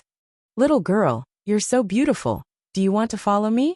I guarantee that you'll have a good time." Before he could say the word heaven, Morong Yu suddenly felt an invisible hand grab his throat and lift him up from the ground. Cough cough cough. Morong Yu was startled. He desperately stretched out his hand, trying to break free from the invisible palm. Not far away, Si stretched out his hand and used his spiritual power to lift Morong Yu up from the ground. "Do you think a piece of trash like you can covet my woman?" Si said coldly. As he spoke, a terrifying killing intent flashed across his eyes. "Sorcerer God, Lord Divine Lord, please uphold justice for our sorcerer tribe. We'll return the humiliation that we've suffered for thousands of years to the Morong family." Wu Lan stood behind Ce. At the same time, she directly knelt down in front of Yun Jian and Ce and shouted loudly. Everyone from the sorcerer tribe knelt down in front of Yun Jian and Ce and shouted with all their might. "Sorcerer God, Lord Divine Lord, please uphold justice for our sorcerer tribe. We'll return the humiliation that we've suffered for thousands of years to the Morong family." The sorcerer tribe members shouted with all their might. For a moment, their shouts could be said to have broken through the sky. In spite of it, be it Morong Yu who was choked by Ce's mental strength, Morong Jing, the head of the Morong family, or everyone else in the family, all of them were completely stupefied. "God, your Lord Divine Lord?" Morong Jing looked at Ce and was so frightened that he knelt down on the spot. Chapter 1183. One was the Lord God, and the other was the sorcerer god. No matter which one it was, they were all well known in the Yulong continent. There were even some children who were unwilling to cultivate spiritual power. Their parents would use such words to scare their children. "If you don't want to cultivate spiritual power, fine. Children who don't cultivate spiritual power will be eaten by the Lord God and the sorcerer god." The Lord God and the sorcerer god had already become frightening existences in the entire Yulong continent. Because of their strength, compared to the sorcerer god, the Lord God was indeed from the God's continent. What was the God's continent? The God's continent was the place that directly controlled the life and death of all continents. There were also people who said that the sorcerer god came from the gods because of his strength. Morong Jing had heard of this before, so he was afraid of the sorcerer god whenever he heard the name, because he had heard that the sorcerer god had torn a god from the God's continent into two halves. The God's continent. It wasn't hard to imagine that the people from the God's continent were all gods. That was the place where people were immortal and indestructible. That was also the place where the gods lived. However, a god from the God's continent had been torn into two halves by the sorcerer god with one hand and died on the spot. Killing a god with one hand. It was also from then on that the name of the sorcerer god spread. That was why Morong Jing was so scared when he heard the name of the sorcerer god. That was why the sorcerer god had become a terrifying existence in the hearts of countless people in the Yulong continent. As for the Lord God, There were rumors that the Lord God was the ruler of the gods' continent. There were also rumors that the Lord God was the son of the king of the gods' continent. No matter which continent, the ruler was called the king. There were many legends about the Lord God. Since the existence of the Yulong continent, the Lord God had never come to the Yulong continent more than 3 times. To the Lord God, this was a person that only existed in fantasy. Therefore, when Morong Jing heard that Ce was Lord Deity, the shock he felt was undeniable. God. Lord God? Lord God, spare my life. Morong Yu, who was suspended in the air by Ce's mind power, finally believed it. He had never felt such a powerful force. Such a powerful force was enough to destroy the entire Yulong continent. Morong Yu started to get scared, so he begged Ce for mercy. Do you think I'll let you off the hook for coveting my woman? Ce sneered. His handsome face attracted everyone's attention. No one had paid attention to Ce's words. Everyone was shocked by Ce's identity. Lord Divine Lord actually came here personally. Everyone present trembled in fear when they heard this. They didn't even think about what Ce had said. However, everyone present had clearly heard Ce's words. My woman, could it be the sorcerer god? Lord Divine Monarch and Lord Sorcerer? It was then that Morong Jing's attention was drawn to the pair of silver rings on Yun Jian and Ce's fingers that were obviously a pair. You've signed a marriage contract. Morong Jing was so scared that his whole body twitched. Lord Divine Lord and Lord Sorcerer God were married. Then Lord Divine Lord was one of the sorcerer tribe? He thought about how the Morong family had dealt with the sorcerer tribe. Morong Jing suddenly fell to the ground as if he was paralyzed. The words that came out of his mouth made everyone in the Morong family fall into despair. Retribution! Retribution! The Morong family is doomed to be destroyed. Some of the younger generation were still unconvinced when they heard their clan leader say this. However, just as the younger generation was about to voice their dissatisfaction, Ce grabbed Morong Yu's hand and squeezed it with his bare hand. Pfft! Morong Yu was lifted into the air and crushed. Not even his bones were left. He exploded into a river of blood in an instant. Seeing this bloody scene, the unconvinced younger generation of the Morong family were so scared that they all trembled and huddled together. Chapter 1184. Everyone present was shocked by the scene in front of them. Ce had actually crushed a living person so cruelly. Not even his bones were left behind. How powerful must he be to be able to do such a thing? He hadn't even gotten close to Morong Yu's body. He had crushed Morong Yu's entire body from a distance. Clan leader, save us. Clan leader, save us. The younger generation of the Morong family all gathered behind Morong Jing and desperately begged for help. They couldn't stop trembling. We were wrong. We won't dare to lay our hands on the sorcerer tribe anymore. Clan leader, please save us. Please save us. The younger generation of the Morong family were so frightened that they almost peed their pants. At this moment, they were all hiding behind Morong Jing and desperately begging for protection. When they had laid their hands on the innocent young girls of the sorcerer tribe, the younger generation of the Morong family had never shown mercy. A cruel murderous intent flashed in Yun Jian's eyes. She had not come to the Yulong mainland for the sorcerer tribe. She had heard that the mysterious person behind the Inferno Ring had come from the Yulong mainland. However, when she saw the sorcerer tribe being humiliated by the Morong family at this moment, she had a sudden urge to wipe out the entire Morong family. It was as if her bottom line had been violated. Today, I will use the blood of the Morong family to wash away the humiliation that the sorcerer tribe has suffered for thousands of years. Yun Jian said coldly. At the same time, she pulled out the indestructible butterfly knife that she had obtained from Satana. Once the scabbard was unsheathed, Yun Jian swung the butterfly knife and easily pointed it at the Morong family members in front of her. Her cold eyes seemed to have a strange luster, causing the younger generation of the Morong family to tremble. They were so frightened that their bodies twitched for a while. In spite of it, it was not Yun Jian's action that alarmed the Morong family. It was when Morong Jing saw the knife in Yun Jian's hand, his paralyzed body, which had been sitting on the ground, suddenly pulled himself together. That blade is the god-vanquishing blade. When Morong Jing saw the saber in Yunjian's hand, he was as scared as a pug, and was filled with awe. How is this possible? This god-vanquishing blade is only a legendary artifact. Rumor has it that the person who possesses it can kill the gods of the gods continent with his bare hands. Let's not talk about the Yulong continent. Even in the deity continent, the only one who can resist is probably the Lord Divine Lord. Morong Jing looked at the butterfly knife in Yunjian's hand, and was so scared that his whole body twitched. After hearing Morong Jing's words, the people around them all turned pale with fright.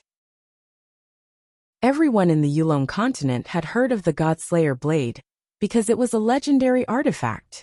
Those who possessed it could even kill gods from the gods' continent at will. Therefore, when they heard what Morong Jing said, they all straightened their bodies. The god-vanquishing blade was a legendary divine weapon. It was just like the legendary treasures of the immortals on Earth.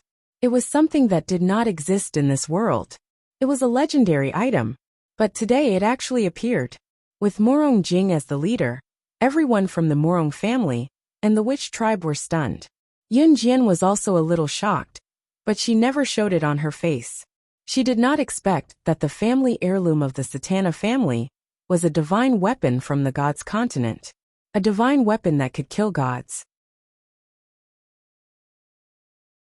Chapter 1185. Yunjian did not notice the gentle look in Si Yi's eyes. She was holding the knife with her right hand, and was in a daze.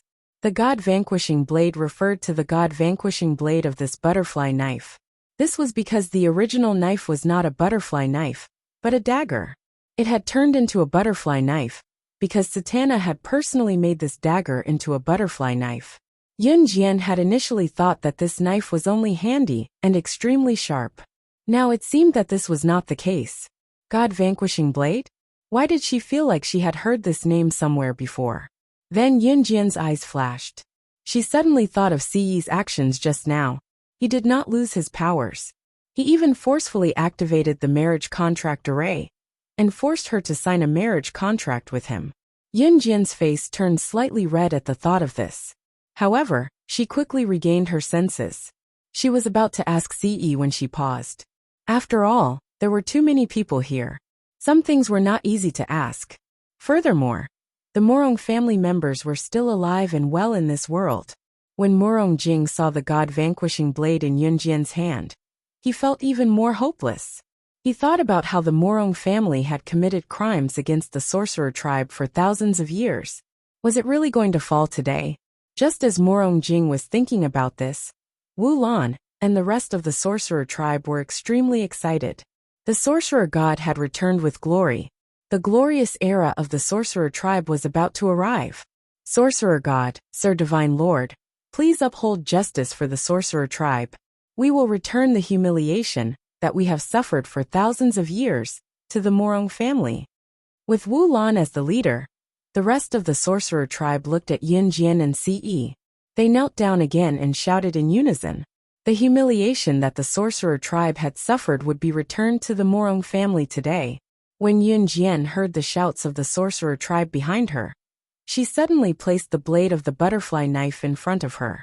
Then her red lips curled into a red arc. She simply blurted out a word that would determine the fate of the Morong family. Kill! With the Lord Shaman and Lord Divine Lord leading the battle between the shamans and the Morong clan was about to begin. After hearing Yunjian's words, the sorcerer tribesmen who were kneeling behind Yunjian and Si Yi all stood up and charged into the Morong family with an imposing manner. As for the Morong clan, they were at a disadvantage from the very beginning because their momentum was weaker. However, just as the battle began and Yunjian was about to step forward, Si Yi pulled Yunjian back with her left hand. At the same time, Si Yi stretched out her right hand. Just like that, a huge invisible force was formed. His outstretched palm suddenly clenched. In the next second, a horrifying scene took place. Everyone in the Morong family seemed to have been lifted up by someone's hand. Even the head of the Morong family, Morong Jing, was no exception. Everyone was lifted up into the air and grabbed by their throats. In the next second, a Piu sound was heard. Everyone in the Morong family was lifted up into the air, and Ce clenched his fist. In just an instant, the thousands of people in the Morong family were reduced to blood with a Piu sound. Not even a single bone was left. Thousands of people were reduced to blood in an instant. Blood flowed like a river. The sorcerer tribesmen were stunned. While they were relieved that they were not from the Morong family, they could not help but panic at the power of the Lord Divine Lord. This was the dignity of a strong person. If he wanted to destroy an aristocratic family that had accumulated over thousands of years in the Yulong continent, he could do it with just a wave of his hand. Chapter 1186. Ce squeezed his hand and used his spiritual power to tear everyone in the Morong clan into a river of blood. The Morong clan was instantly shrouded in a river of blood.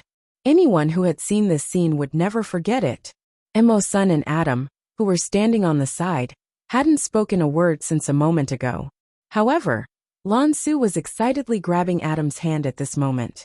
She didn't even realize that she was grabbing Adam's hand excitedly. She was so excited that she almost jumped up. She had waited for thousands of years.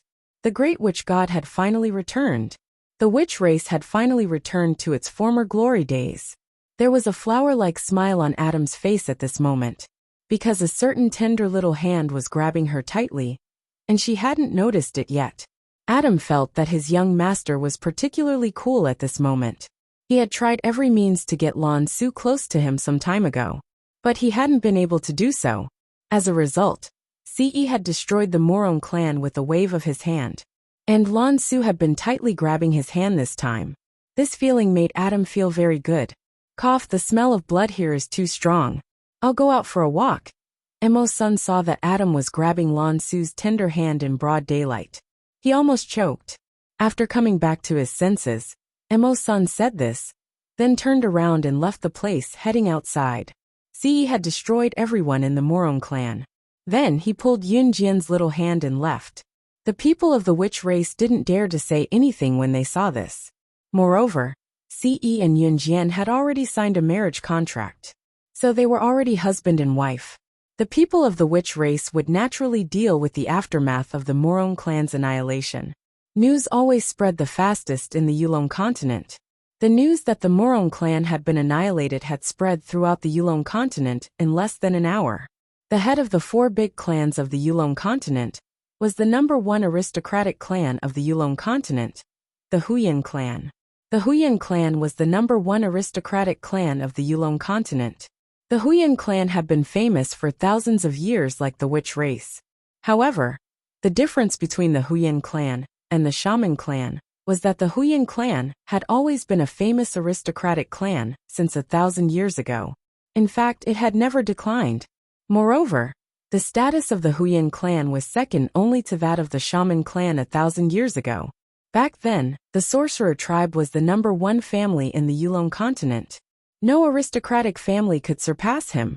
Therefore, the Huyan clan had become the #1 aristocratic family of the Yulong continent after the sorcerer race had declined.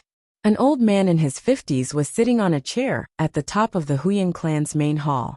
He was holding a walking stick. Many juniors were seated beside him.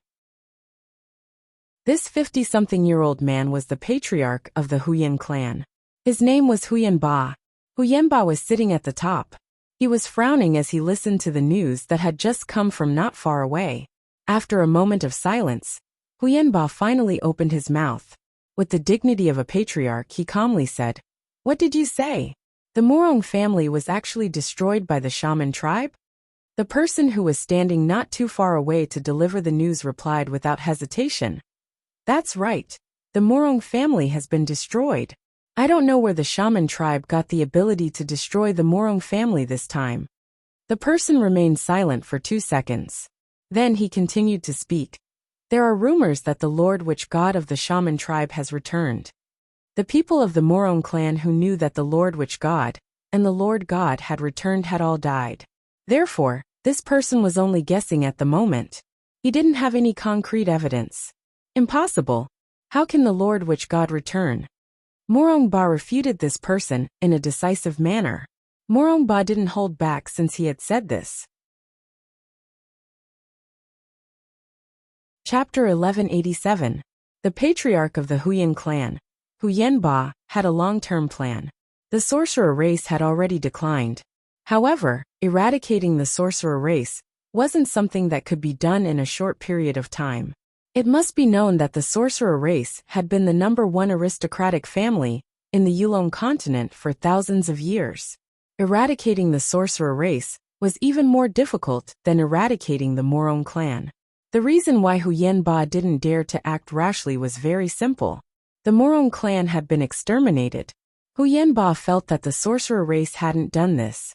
He also didn't believe that the sorcerer god of the sorcerer race had returned. Therefore, there was only one explanation for the Morong clan's extermination. There was an 80% chance that the sorcerer race had joined forces with a powerful clan to eradicate the Morong clan. In other words, the sorcerer race had an expert helping them from behind.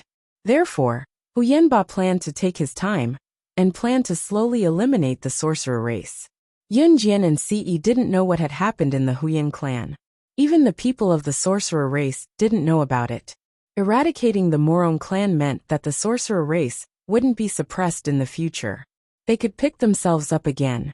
Yunjian and the others had been arranged to stay in the sorcerer race's most luxurious main hall. Yunjian and Ce were standing in a bamboo forest in the sorcerer race's main hall. Yunjian had taken the initiative to call Ce over. It was very quiet here. Even the people of the sorcerer race rarely came here. Yunjian raised her head and looked at Ce. She pursed her red lips. Then, she took out the butterfly knife made from the god-destroying blade and placed it in her hand. Yunjian slowly raised her head and looked at Ce. She wiped her red lips. Her beautiful face and clear eyes fascinated Ce. Yunjian paused for 2 seconds. Then she asked Ce, "Is this yours?" Yunjian raised her hand and shook the butterfly knife in her hand. "You gave this to me, didn't you?" She did not ask the latter question in a questioning tone. Instead, she spoke to Ce with certainty. She looked at Ce, only to see Ce raise his eyebrows. Hearing Yunjian's question, Ce would never hide the truth from Yunjian. He replied decisively, "Yes." At the same time, he reached out and pulled Yunjian into his embrace. Mesmerized by the girl's fresh and clean scent, Ce could not help lowering his head and bending down to Yunjian's ear, where her collarbone was, to savor her wonderful scent as he explained, "There's no need for that. I did forge the god-vanquishing blade into a butterfly knife and asked Satana to pass it to you." In other words, Satana did not give his family heirloom to Yunjian. Compared to Satana's family heirloom, the god-vanquishing blade in Yunjian's hand was the true treasure. Compared to Satana's family heirloom, the blade of the butterfly knife in Yunjian's hand was the true divine weapon. It was one of a kind in the world. It could be said that the two could not be compared at all. Ce had merely borrowed Satana's hand to pass the god-vanquishing blade that he had personally ordered his men to modify into a butterfly knife to Yunjian. Yunjian did not ask where Ce got the knife. She was suddenly touched that he had given her such a precious item without a word. Yunjian's heart warmed. Just as she was about to say something in gratitude, Ce's shameless words were heard. "Xiaojian, don't move. Let me touch you." Just as Yunjian reacted, she felt a large palm reaching under her shirt. It went around her bra to latch onto a soft part of her and pinched gently. Chapter 1188. Shameless. Yunjian wanted to scream right then and there. It had never crossed her mind that Ce, who looked dignified and handsome on the surface, who was completely uninterested in women, was hiding such a. Just as she thought about it, Yunjian felt a large palm clasping a certain P in front of her chest. The feeling was truly, "Let go." Yunjian did not hold Ce's hand, but she pushed Ce away with her flushed cheeks. As she spoke, she could not help blushing. How could Ce do as she wished? Finally, he had a lovely wife and he was a normal man now. If it were not for the fact that his Xiaojian was still young, he would have tortured her to the point where she could not get out of bed for days. "Be good, let me touch you." Ce pressed his lips to Yunjian's ear and blew softly. If there was someone standing behind Ce right now, they would only see Ce bending down slightly. His actions and demeanor all revealed his handsomeness. No one would have thought that the prim and proper Ce was doing something so embarrassing to Yunjian. Don't. We're outside. Someone will come. Ce's action made Yunjian blush. She was certain that she had never done something so thrilling in her life. They were in the wild too. Although this was the territory of the witch tribe, the bamboo forest was near the mountain. They were in the wild with no one around. Yet he was doing this to her. If someone were to see this, just as she thought about it, a voice rang out. There's no one here. Come here and tell me. When Yunjian heard the voice, so did Ce who stood behind her. There was a glint in Ce's eyes. With a smirk, he wrapped his other arm around Yunjian's slender waist, while his other hand was wrapped around the girl's bountiful bosom that had never been claimed by anyone, unwilling to withdraw. In the next second, when the person who spoke was about to lead another person over, Ce hugged Yunjian and darted into a bush that was as tall as a person not far away. Seeing that someone was really coming over, and Ce was rubbing a certain part of hers gently, Yunjian felt her face burning. As she thought about it, she peeked out from the bush and saw Lan Su and Wu Lan coming over. It was obvious that Wu Lan was the one who spoke just now. Wu Lan was the leader of the sorcerer tribe, and had led the sorcerer tribe for thousands of years. Hence, she had a lot of authority in the sorcerer tribe. Lan Su followed them. She and Wu Lan did not notice Yunjian and Ce who were hiding in the bush. At this moment, Wu Lan walked over and turned to look at Lan Su. Suddenly Wu Lan's gaze sharpened. At the same time, Wu Lan walked forward and grabbed Lan Su's hand, exposing Lan Su's wrist. However, Lan Su's wrist was white and tender. There was nothing on it. Where's your chastity sand? Wu Lan suddenly raised her voice. She sounded a little angry. Lan Su did not answer. She turned her head and looked to the side. After a long pause, Lan Su laughed mockingly and said, What's the difference between having the chastity sand and not having it? Wu Lan suddenly clenched her fists and frowned at Lan Su. Have you forgotten the rules of the sorcerer tribe? Who is that man? Find him and kill him. I did it willingly, Lan Su suddenly said. Are you crazy? Wu Lan roared at Lan Su. I'm not crazy. Please don't come looking for me again. This is my business, and it has nothing to do with a stranger like you. Lan Su glanced at Wu Lan and prepared to leave. Chapter 1189. Wu Lan's last sentence made Yunjian's eyelids twitch. She did not expect Wu Lan to be Lan Su's biological mother. Yunjian did not have the sorcerer god's memories, so she did not know if the sorcerer god knew about this. But after hearing Wu Lan's words, Yunjian was still shocked. At this moment, she had forgotten that a certain pig trotter was still doing evil to her. In the distance, Lan Su's wrist was grabbed by Wu Lan. When she heard Wu Lan's last sentence, Lan Su's entire body clearly froze. Then, Lan Su mercilessly slapped away Wu Lan's hand that was grabbing her wrist. She said to Wu Lan, Who I want to be with is my business. From the moment you abandoned me and refused to acknowledge me, we no longer have anything to do with each other. With that, Lan Su walked away without looking back. Wu Lan, who was standing in the distance, froze. A pained expression covered her face. Just as Lan Su was about to leave, Wu Lan shouted in the direction where Lan Su was about to disappear. It's fine if you don't acknowledge me. I'm the one who has wronged you, but you can't let our people know that you've lost your virginity. As a mother, this was her advice to Lan Su. Wu Lan knew that she was being selfish. She was the leader of the sorcerer tribe. She should have said this immediately, because this was the rule of the sorcerer tribe. But she could not let her daughter be in a dilemma. Wu Lan stood there and pondered for more than 10 minutes. In these 10 minutes, Yunjian did not dare to make a sound. This allowed Ce to take advantage of her. After Wu Lan left, Ce brought Yunjian out of the bushes. In spite of it, Yunjian's top was disheveled. If anyone saw this, they would think that she and Ce had done something. By the time Yunjian and Ce returned to the sorcerer tribe's main hall, the banquet had already begun. The people of Yulong continent still needed to eat and drink, just like the people on Earth. apart from having a constitution that allowed one to cultivate, as well as being able to easily live for over 1,000 years, as long as one cultivated. His other physiques were exactly the same as those of the people on Earth. After dinner, Yunjian asked Wulan some questions. She came here to find the whereabouts of the mysterious man. Moreover, Yunjian did not intend to stay for long this time. Hearing that Yunjian would soon return to Earth, Wulan and the people of the sorcerer tribe were disappointed. Wulan even asked symbolically, "Sorcerer God, will you return to the sorcerer tribe?" Wulan asked.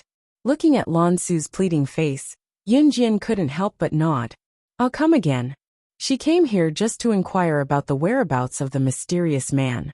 She would leave after staying for a few days. While talking, Wulan promised Yunjian to keep an eye on the whereabouts of the mysterious man. The dinner was soon over. When it was time for bed, Yunjian slept in her own room. Ce slept in the main room as well, which was right beside Yunjian's room. Just as Yunjian pulled the blanket over herself and lay down, however, she felt herself being hugged by a firm chest. The familiar scent meant that the person who hugged her must be Ce. "What are you doing here?" Yunjian blushed once she recalled what happened in the bamboo forest today, and pushed Ce away. "Xiaojian, it's our wedding night today. Where else can I go if I'm not here?" Ce lifted Yunjian's hand shamelessly and looked at the matching ring on her finger, as he said matter-of-factly. Yunjian's cheeks flushed at his words. In the next second, Ce pounced on Yunjian, pressing himself on top of Yunjian. A certain part of him was swollen and hot, pressing against her softness through their clothes. "Xiaojian, let's consummate our marriage." Ce's breathing quickened as he pressed himself on Yunjian, his deep and magnetic voice ringing softly. Ce's current image was completely different from his usual aloof attitude toward others. Chapter 1190. While Yunjian was drowning in shame, Ce's hand slid down her body to cup the girl's ample bosom again.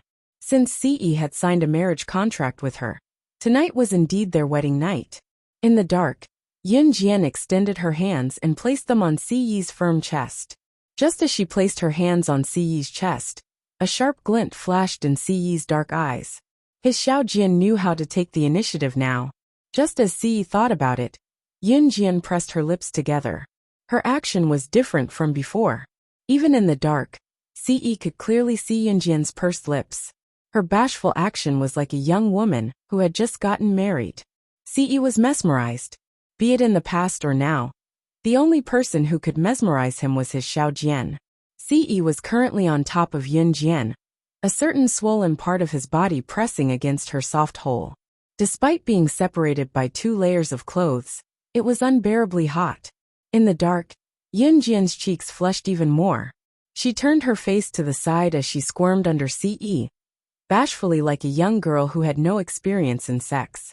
Both of them were pressed together at a certain spot. Feeling it, Ce was close to spitting fire. "Xiaojian, don't move."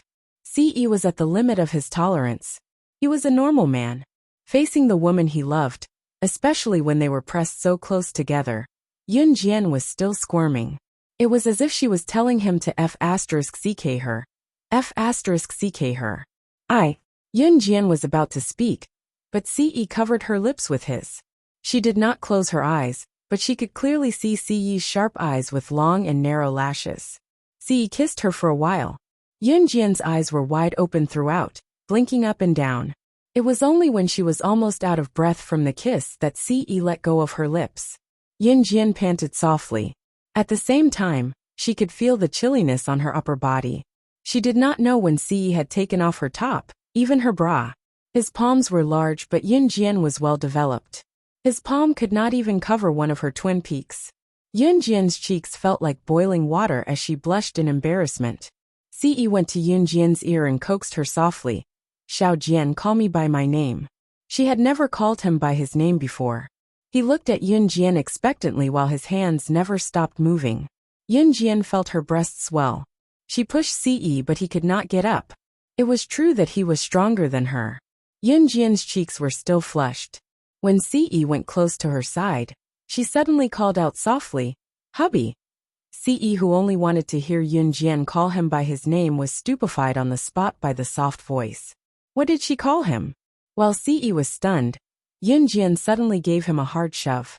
Her push pushed Ce down, and she flipped over to straddle him, turning the position of being on top of a man from a woman's bottom to being on top of a woman from a man's bottom.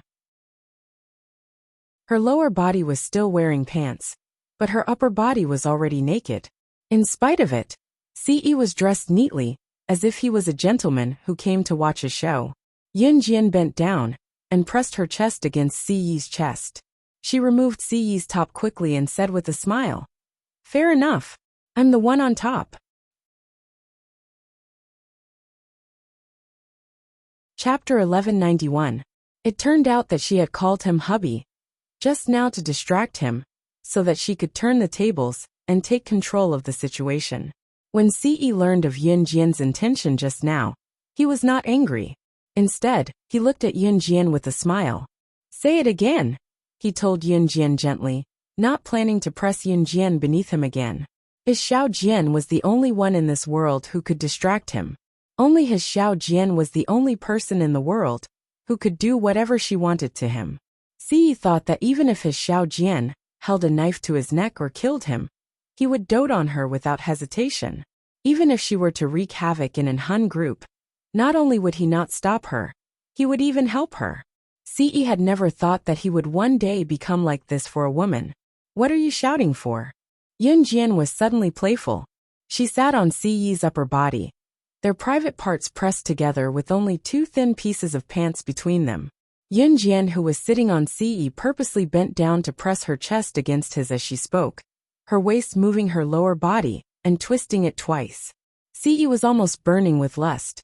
He grabbed Yun Jian's soft hand and pressed Yun Jian beneath him once more. Ce's breathing was ragged as he panted with a smirk. All that was left in his eyes in the dark was his Xiao Jian. At the same time, Ce bent down and stuck his face close to Yun Jian.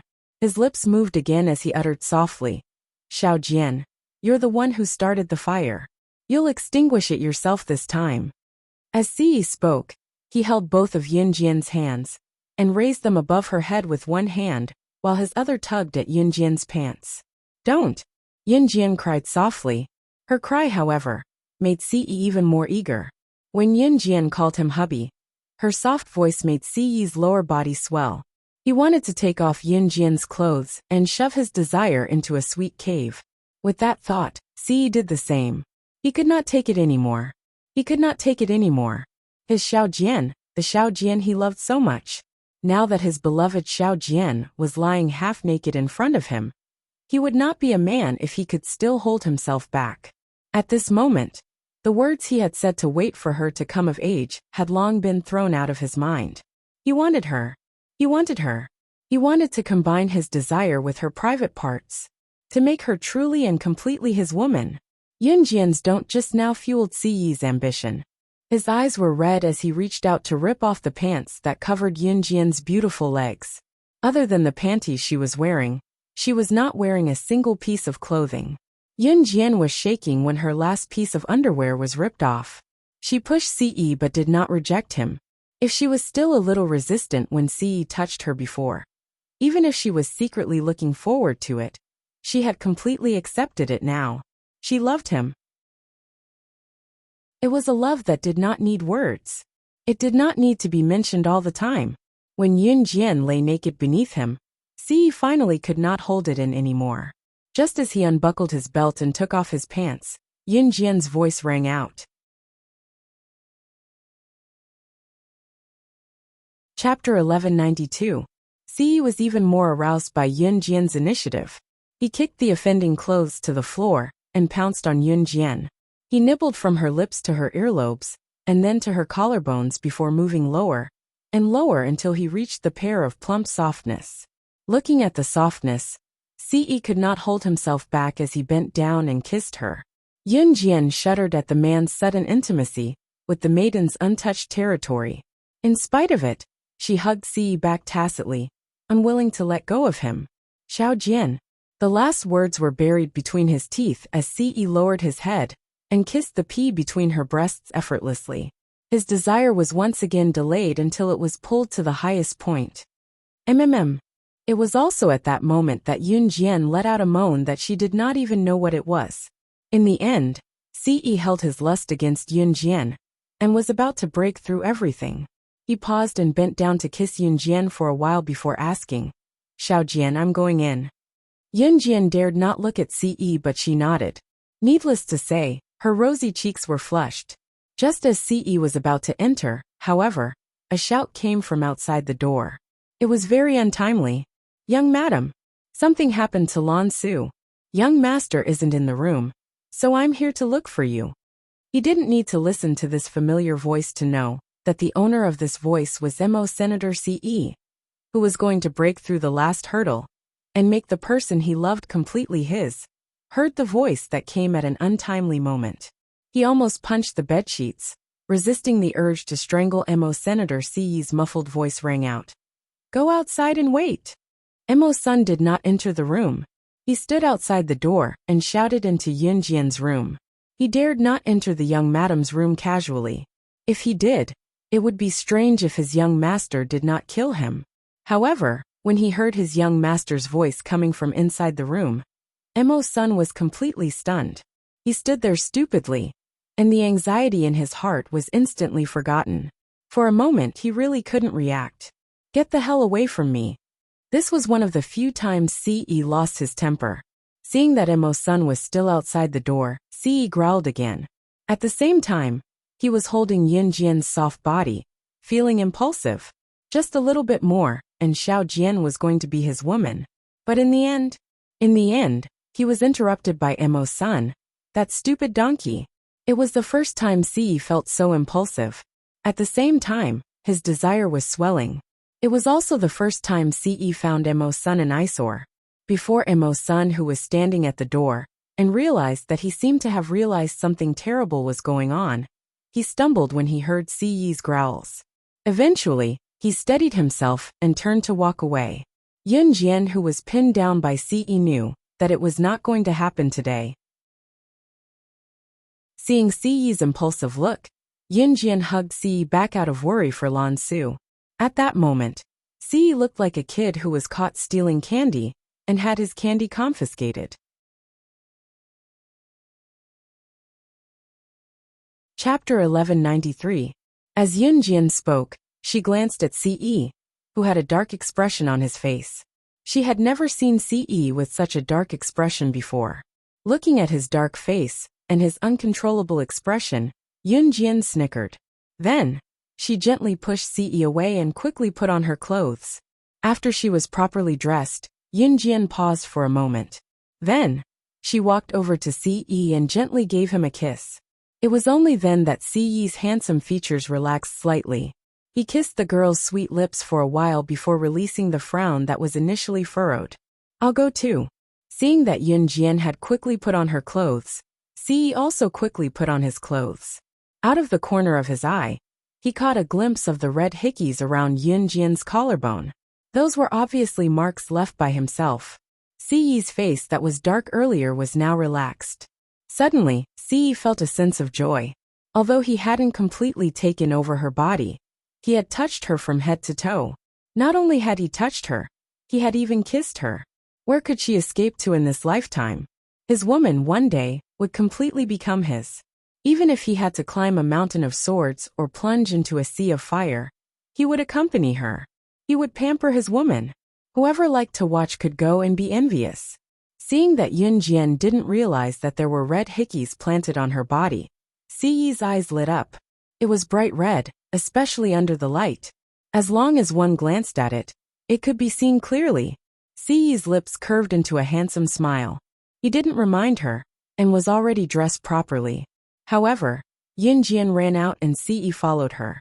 After all, Lan Su had been with Yun Jian for such a long time. She had developed feelings for Yun Jian. Furthermore, in Yun Jian's heart, she had already treated Lan Su as one of her own. If that wasn't the case, Yun Jian wouldn't have been the first to rush forward when she saw the Morong family bullying the witch tribe. It was precisely because the Morong family had attacked Lan Su and Adam on Earth. Adam had been seriously injured, when he was ambushed in order to protect Lan Su. It was also because of this that Yun Jian had a bad premonition when she recalled the conversation between Lan Su and Wu Lan in the bamboo forest. Hence, she walked even faster. At this moment, in the witch tribe's main hall, Lan Su was standing in front of Wu Lan, and the other witch tribe elders beside her. Wu Lan's expression was terrible. As for the other elders of the sorcerer tribe, their attitudes were unyielding. In front of the witch tribe's main hall, Adam had just run over from his bedroom when he heard the commotion. However, he was stopped outside the main hall by the witch tribe. The sky was dark and silent. When Adam was stopped, Yun Jian had already walked over with Ce. Seeing Yun Jian, the witch tribe maid who stopped Adam immediately let them in. "Sir God and Lord Witch God, please enter." Yun Jian understood. Just as she walked in with Ce, she saw Adam and Emo's son, who had rushed over, being stopped by the witch tribe maid again. "Let them in," Yun Jian ordered. The witch tribe maid didn't dare to disobey, and immediately let them in. When Yun Jian and the rest walked into the main hall, they saw Lan Su standing in front of a group of people. Among them, an extremely ugly-looking elder was pointing at Lan Su and scolding her. "Losing your chastity before marriage. To think that you are the sorcerer god's protector. Losing your chastity mark before marriage is such an insult to public morals. Who allowed you to do this?" The female elder's words were very unpleasant. Just as the female elder spoke, however, Yun Jian's voice that was sharper and more forceful was heard. Chapter 1194. These elders of the sorcerer tribe were very pedantic in their thinking. To put it bluntly, they were comparable to the old antiques of country Z on earth. From some perspectives, the elders of the sorcerer tribe were even more exaggerated than the older generation of country Z. Although the sorcerer goddess was older than the tribe leader, and was the most powerful existence in the sorcerer tribe, there were always some people who felt that they could lecture her from the perspective of an elder. Even because Yun Jian looked younger, these elders of the sorcerer tribe were like Yun Jian's teachers, and wanted to lecture Yun Jian in every possible way. Some of them even thought, "If I say these words now, these young people will definitely know and understand me in the future. Then, they will repay me with a grateful attitude." Just like this elder of the sorcerer tribe just now, the elder who said that Lan Su was indecent did not have a surname. The people of the sorcerer tribe all called her Elder Kong.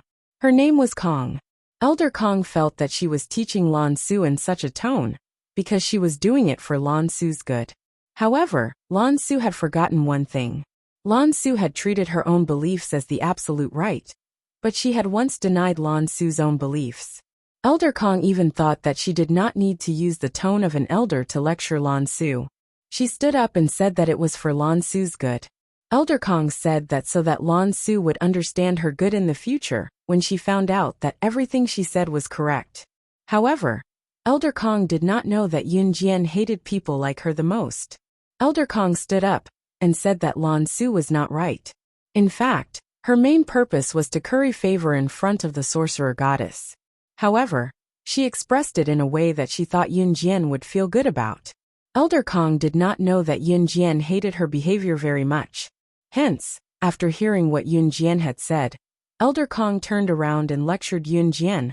"Sorcerer goddess, although you are the savior of our sorcerer tribe and the future of our sorcerer tribe, you are still a sorcerer tribe. But what I said was all for the sake of Lan Su. The women of the shaman tribe should abide by their duties. If the young women of the shaman tribe who lost their chastity before marriage were raped by the people of the Morong family, it would be irreversible. But Lan Su has broken the rules of our shaman tribe, so according to our rules she should." "Shut up, old thing. If you keep talking, I'll turn you into a dead man in the next second." Yun Jian suddenly scolded. At the same time, she took out the god-vanquishing blade butterfly knife and placed it in front of Elder Kong. "Huh, don't think that I won't kill you just because you're an elder of the shaman tribe. Don't forget, I don't even remember what the shaman tribe is. Let's not talk about you. If anyone from the shaman tribe dares to disobey me, I'll kill them all right now." Yun Jian was arrogant, extremely arrogant. Her words could not hide her arrogant tone. She held the knife and pointed it at Elder Kong. That was right. No one could disobey her. No one had the right to criticize her. No one had the right to criticize her in front of her. This was the dignity of the sorcerer goddess. Perhaps it was because he had lived a carefree life for thousands of years that Elder Kong had long forgotten the arrogance of the sorcerer goddess. It was because she was strong. That was why she was arrogant. Her words were like the sky in the entire shaman tribe, in the entire Yulong mainland. That was an imperial edict.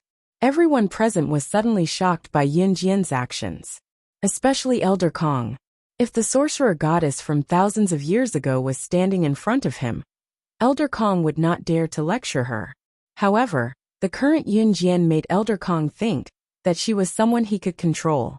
However, Elder Kong was wrong. When Yin Jian pointed the god-vanquishing blade at Elder Kong was so frightened that he almost knelt down.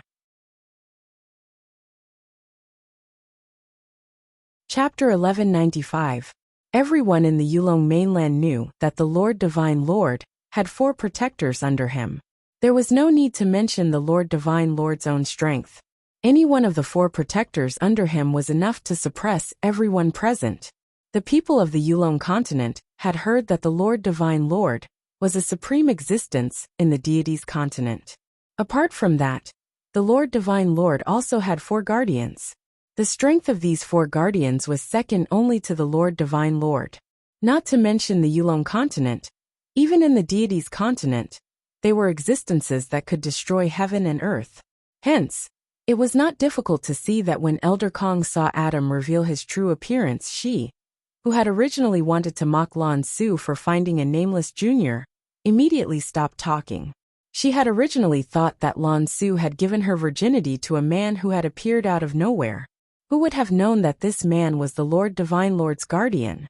It was said that in the gods' continent, other than the Lord Divine Lord, the Lord Divine Lord's 4 great protectors were the rulers of the gods' continent. As long as the Lord Divine Lord didn't take action, the Lord Divine Lord's 4 great protectors could make any decision on behalf of the Lord Divine Lord. Moreover, each of them had the ability to destroy heaven and earth. One of the 4 guardians from the deity's continent, the rumored hot-tempered Adam, was actually the man who had taken Lan Su's virginity. In this case, there was no need to talk about the rules of the sorcerer tribe. The people of the sorcerer tribe worshipped Adam, like how they worshipped the Lord Divine Lord. How could they dare to take action against Lan Su? TSK, what a joke. Elder Kong's entire body trembled. She was thinking that it was a good thing that she did not say anything that would consign her to eternal damnation. However, it was also at this moment that Elder Kong suddenly felt her throat tighten. In the next second, Elder Kong's throat was tightly gripped by an invisible hand. Everyone present was shocked when Elder Kong was lifted up into the air. However, when they saw CE, who was not far away, use his mental strength to lift Elder Kong up, everyone present was terrified. CE's face was terrifyingly dark. After using his mental strength to lift Elder Kong up, he threw her out fiercely. Elder Kong was already an old woman, so after being flung by CE, she was thrown onto a bench not far away from the main hall. The stool shattered in an instant, and Elder Kong fell to the ground, spitting out a mouthful of blood. Seeing CE's sudden action, the surrounding people instantly turned pale with fright. But at this moment, no one dared to stand out and say anything bad about CE. At this moment, CE's mellow voice, which carried a trace of murderous intent, rang out. If you dare to stir up trouble at night in the future, there's no need for your sorcerer tribe to exist in this world. After saying this, CE grabbed Yin Jian's hand and walked out. With his words, the people of the Wu tribe were a little suspicious. Why was the Divine Lord so angry? However, no one could have imagined that because of what happened tonight, someone's plan to win the beauty's heart had been completely disrupted. However, the people present would definitely not dare to do anything else. Besides, Adam and Mawson were here. Who else could question the sorcerer god's words? Even for Elder Kong, it was already a miracle that CE was merciful enough to keep her alive. Wu Lan finally breathed a sigh of relief for Lan Su. She was not a good mother. She did not even dare to stand out and admit that Lan Su was her daughter. Being pulled away by Ce, Yunjian paused, just as they were about to leave the main hall of the Wu tribe. She then turned around and told the people in the hall, "I'll be returning to Longmen City tomorrow." She was telling them, not asking for their permission.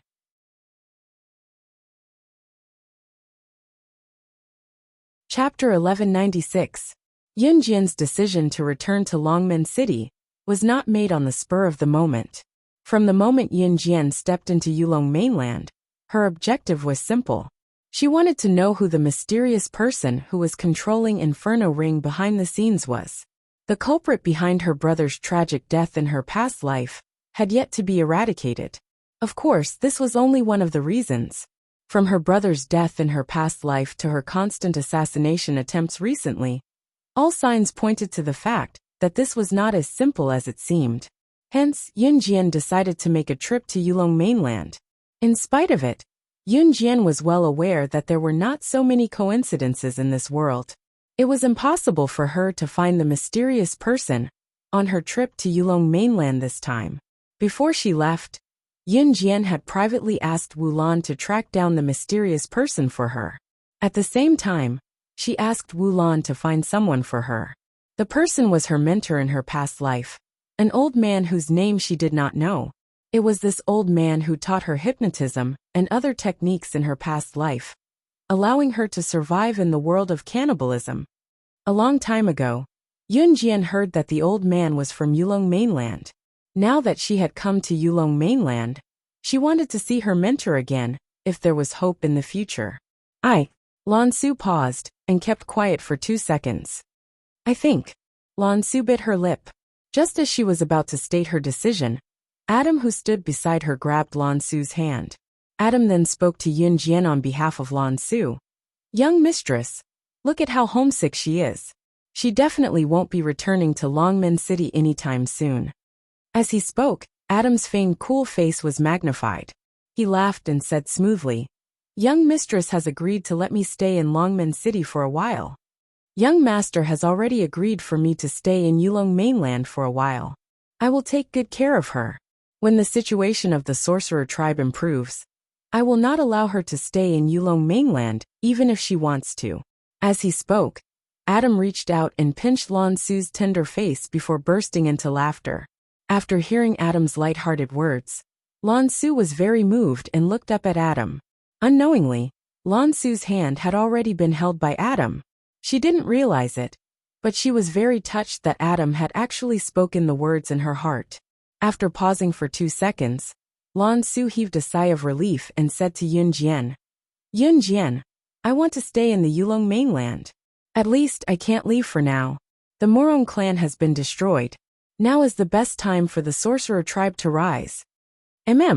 I'll wait for you in Longmen City." Yunjian nodded with a smile. She was never one to stop others from having their way of thinking. Towards her own people, like Qin Yiru and Yun Yi, Yunjian had never supported them no matter what they wanted to do. Hearing Yunjian's words, Lan Su was touched. At the same time, she held Adam's hand and promised Yunjian, "Yunjian, don't worry. I only need a semester, no, a summer break to make the sorcerer tribe rise. I'll definitely go to Longmen City to look for you when the time comes. I'll wait for you." Yunjian narrowed her eyes with an unfathomable gleam in them. This was a belief and also a promise between her and Lan Su. That night, Ce fell asleep with Yunjian in his arms, but he did nothing. Early the next morning, Yunjian, Ce, and Mo-sun returned home. Knowing that Ce was still functioning, there was no need for Lan Su to send them off on the journey from the sorcerer tribe to Yulong mainland's entrance to Earth. It was not difficult for Yunjian to get here from Earth. Wu Lan would inform Yunjian once there was news, and Yunjian would definitely come to Yulong mainland at once. Therefore, even though Lan Su was reluctant to part, it was not to the point of parting forever. At the same time, Yunjian and the other two had already passed through the stone tunnel back to Earth and exited through the tunnel entrance. Just as they exited, they realized that Lin Xiaochu, Lin Meiyan, and the rest had not left. Chapter 1197. Hey, you guys are finally out. I've been waiting for you guys for a long time. Lin Meiyan rushed over to Yun Jian before Lin Xiaochu did. She wanted to reach out and hold Yun Jian's hand like a good friend. Previously, anyone could see Lin Meiyan's attitude towards Yun Jian. Lin Meiyan's previous attitude was that she couldn't wait for Yun Jian to die immediately. But now it was a completely different tune. Lin Meiyan's attempt to grab Yun Jian's arm when she ran over was written all over her face with an ulterior motive. When Yun Jian saw Lin Meiyan pouncing towards her, she couldn't help but smile coldly. Then in the next second, she stealthily avoided Lin Meiyan's hand. Yun Jian stealthily avoided Lin Meiyan who was pouncing towards her, causing Lin Meiyan to glare at her fiercely. Lin Meiyan glared at Yun Jian, as if she wanted Yun Jian to die. Then, she instantly put on a fawning expression and came over again. What's wrong? It's only been a few days. Don't you recognize me? Lin Meiyan said as she fiddled with her hair coquettishly. At the same time, she threw a coquettish glance at Emo's son who was not far away. Ce gaze and methods were too ruthless. In addition, Ce was Yun Jian's man. Previously, when Yun Jian killed the pack of wolves, Lin Meiyan was frightened. So, Lin Meiyan didn't dare to provoke Yun Jian at this moment. One had to know that Yun Jian's look, when she killed the wolves, was a whole new level of ruthlessness. How could a normal girl be like her? Because of this, Lin Meiyan didn't dare to get close to Yun Jian's man no matter what. However, as soon as Lin Meiyan threw a coquettish glance at Emo's son, she saw Emo's son move his head aside. His calm and cold face made Lin Meiyan eat another loss. Yun Jian saw Lin Meiyan's actions clearly and couldn't help but sneer. She didn't intend to stay here any longer, and was about to leave with Ce and Emo Sr. Let's go, Yun Jian said softly, then walked side by side with Ce. Followed by Emo Senator, the three of them walked towards the tunnel leading out of the tomb. Are you leaving? This time, it was not Lin Xiaochu or Lin Meiyan who spoke up to stop Yun Jian, who wanted to hook up with her after seeing how capable she was. It was Lu Guodong, the archaeologist who had been very helpful to Yun Jian and Ce not long ago. Yes, Yun Jian nodded, but didn't say anything else. Have a safe journey. We'll meet again if fate allows. Lu Guodong cupped his hands towards Yun Jian, and the other two in a very professional manner. Thank you. Yun Jian also smiled, then walked out with Ce and Emo Sr. Hey, you guys are leaving just like that? You guys. Lin Xiaochu wanted to chase after Yun Jian, but was stopped by Senior Hu Chirui who she was thinking about. Ning Xia stood in place and thought for a while. Then she ran towards Yun Jian, and took out a very precious handkerchief embroidered with two mandarin ducks playing in the water. Ning Xia handed the handkerchief to Yun Jian, then took a deep breath and smiled sincerely. This is for you. I personally embroidered it. I hope you guys can be happy forever. Hehe, my house is in Ja Province's Ning City. I don't know if your house is far from mine, but my house is by the sea. If you guys want to go out during the summer vacation, you can come to the beach near my house and eat seafood. Chapter 1198. After Ningxia gave the address, she looked at Yun Jian with sincerity, as if waiting for Yun Jian's reaction. Yun Jian merely blinked up and down. After 2 seconds of silence, Yun Jian smirked and answered Ningxia softly, sure. If Qingyu, who had been following Yun Jian around, was here and witnessed this, she would have exclaimed in shock. Slaying God, the number 1 on the international secret agent ranking, had actually agreed to an invitation from someone she had met during her journey? Yun Jian wanted to decline, but the reason she agreed was simple. She saw gratitude in Ningxia's eyes. It was gratitude for saving her life. Another reason was that Xiao Yunju had mentioned earlier that he wanted to travel by the sea during the summer vacation, because he could enjoy fresh seafood. Serene City was a coastal area, and was close to the sea. There was also a small island in Serene City, which was a sacred spot for seaside vacations. Therefore, Yun Jian did not reject Ningxia's offer. Yun Jian had saved Ningxia, and that was obvious to all. Earlier, in the hotel in Hassa village, the group of robbers came to steal things and women in the middle of the night. They mainly stole women. In a poor area like Hassa village, women were considered precious. Many men could not afford to marry a wife. Therefore, if Yun Jian had not struck the robber who wanted to take Ningxia away with a butterfly knife, Ningxia would have undoubtedly been taken away by the group of premeditated robbers. If Yun Jian had not saved her, the owner of the hotel, Sartana's daughter, Eliza, would have been raped by the robbers one after another. Ningxia would have ended up like Lin Xiaochu. Lin Xiaochu was no longer a virgin. A disobedient girl like her had tasted the forbidden fruit since she had gotten a boyfriend a long time ago. Later on, she would have to sleep with every boyfriend she had. As Ningxia was closer to Lin Xiaochu and they were roommates in university, Lin Xiaochu had told Ningxia about it in a boastful tone. However, Ningxia was different. Her family was stricter, and she was more old-fashioned, thinking that a girl should only give herself to someone on her wedding night after she got married.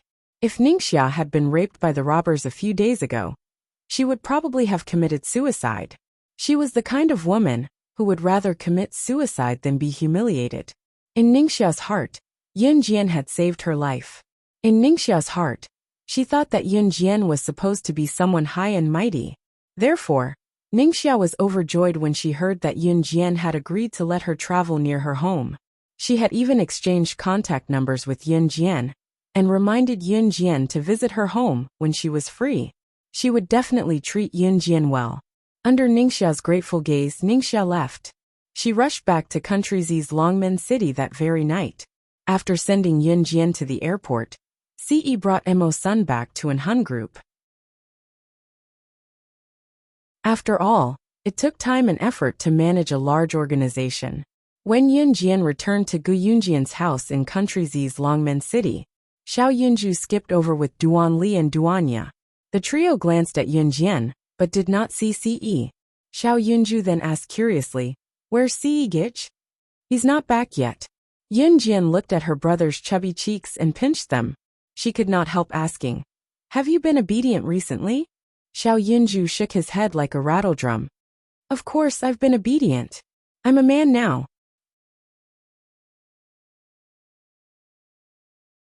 Chapter 1199. Summer break was always the time that students looked forward to the most, because there were 2 months of holiday. It was enough time for students to indulge in the joy of the holiday and feel like they were free birds instead of students.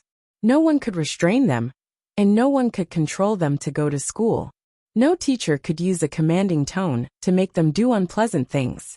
Xiao Yunju, Duan Li, and Duanya finally had summer break, and the three of them really wanted to relax. This time, when Xiao Yunju saw that Yun Jian had returned from a long trip, he couldn't help but look at Yun Jian with anticipation. In fact, Xiao Yunju had asked Yun Jian, "Where is big brother Ce?" because he wanted Ce to take the three of them out to play. Xiao Yunju knew that big brother Ce doted on him the most. Even big sister didn't dote on him as much as big brother Ce. If he wanted to go out to play, big brother Ce would definitely agree to take him. Moreover, Duan Li had asked Little Hui about it, and Little Hui had said that big brother Ce doted on him so much because he wanted to woo his big sister. Little Hui had also said that as long as he helped big brother Ce woo his big sister, big brother Ce would treat him even better. Yun Jian had no idea that she had been betrayed by her little brother. When she heard that Xiao Yunju and the other two wanted to go out to play, she immediately squatted down and looked at Xiao Yunju nodding. "Okay, where do little Zhu, Chestnut, and Yaya want to go?" Yun Jian asked. "Yay, we can go out to play. We want to go to the beach." "Big sister, we want to go to the beach. There's a lot of seafood to eat, and we can go swimming. There's also a beach with small crabs to catch on the beach. Little Hui from our class has been there before, and he said that if he didn't go to the beach, he would regret it for the rest of his life." Xiao Yunju clapped his hands innocently, unable to control himself. "What regret? You are still young." Yun Jian gently patted Xiao Yunju's mouth, telling him that it was inauspicious to say that. Yun Jian knew Xiao Yunju quite well. She knew that Xiao Yunju wanted to go to the seaside, so she agreed to go to Ningxia, which was a good choice.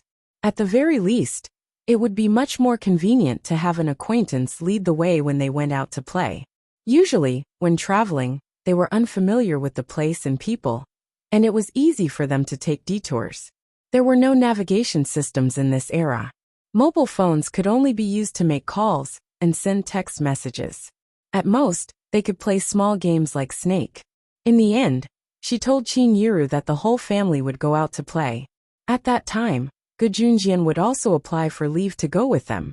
As for the time, it was set to be a week later, because Gu Junjian would only have time to apply for leave after a week. Ce couldn't come because she was busy. However, Ce said that he would try his best to come, and asked Yunjian to take good care of Xiao Yunju and the others while they went out to play first. The week passed by quickly, and it was the day before they left for the trip in the blink of an eye. Since it took some time to travel from Longmen City to Serene City by car, Xiao Yunju and the others were as excited as if they were going on a spring outing the next day. They dragged Yunjian to the supermarket in Longmen City that night. I want to buy 3 bags of potato chips. In the supermarket, Xiao Yunju was standing under a food rack. Since he could not reach the height of the chips, he tiptoed to ask Yunjian to help him get them. Just as Yunjian turned around happily, she saw a woman in her 30s or 40s, dressed to the nines, walking over to push Xiao Yunju away with her perfect figure, and put the remaining 5 bags of chips into her shopping cart.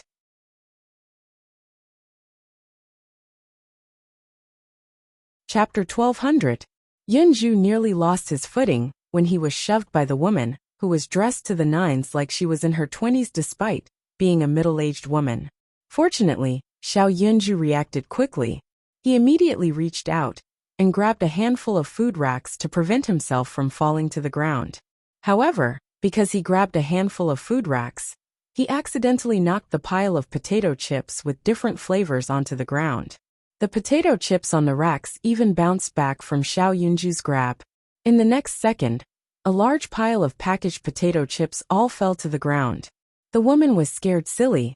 She pushed the shopping cart and saw Xiao Yunju tripping over a large pile of potato chips on the food racks after she pushed him. Therefore, she complained about Xiao Yunju. Hey, what's wrong with you, little brat? Whose kid is this? Why are you so careless? You dropped so many potato chips on the ground. You have to pay for it. As she spoke, the woman seemed to be afraid that she would be implicated in this matter. Therefore, as if to clear herself of suspicion, she hurriedly went to call a very short, fat female employee, who was dressed in a supermarket employee uniform. She also had big nostrils. Look, this kid. I really don't know whose family he is from. He actually made such a mess here. There are so many potato chips. Although they're not expensive, it's not good for him to cause trouble here, right? The gorgeously dressed woman seemed to be completely in the right as she spoke to the employee. Especially the sentence, although they're not expensive. The gorgeously dressed woman's intention was to let others think that her family was rich, so she added that sentence. When Xiao Yunju almost fell to the ground just now, Duan Li and Duanya had already ran over to help Xiao Yunju up. Yun Jian, who was a distance away, had also arrived here. She saw the whole situation clearly just now, especially when the woman pushed Xiao Yunju. She saw that Xiao Yunju accidentally dropped all the potato chips on the food racks. She was afraid that she would be implicated, so she ran over to the employee to point out Xiao Yunju's faults. She even said that Xiao Yunju was causing trouble here. Yun Jian resisted the urge to pull out a butterfly knife and stab the gorgeously dressed woman to death on the spot. The woman was still complaining to the supermarket employee beside her, and the latter wanted nothing more than to chase Xiao Yunju, the troublemaker, out of the supermarket. She walked over. The gorgeously dressed woman glanced at Yun Jian. She didn't know that Yun Jian was related to Xiao Yunju. She continued to point out Xiao Yunju's faults to the female employee. Jie, Yunju called out innocently, looking at Yun Jian. Sister? Hearing how Xiao Yunju addressed Yun Jian, the woman, who was still pointing out Xiao Yunju's faults, was stunned. She then saw Yun Jian walk forward. Yun Jian didn't say anything. She walked over and grabbed the woman's head. She then fiercely slammed the woman onto the food racks. Yun Jian smashed the food rack with the woman's head, causing the entire rack to shake with a clang. Needless to say, One could imagine how painful it must be for the woman's forehead to be slammed like that. Ah! Ah! The woman screamed. The female employee was scared silly. She stared blankly at Yunjian's actions. Some people who were still shopping in the supermarket stopped and watched the woman scolding Xiao Yunju. Now, they saw Yunjian walk up and grab the woman's head and slam it onto the food racks. The people around them gasped, only to see Yunjian let go of the woman's hand and tossed her to the ground.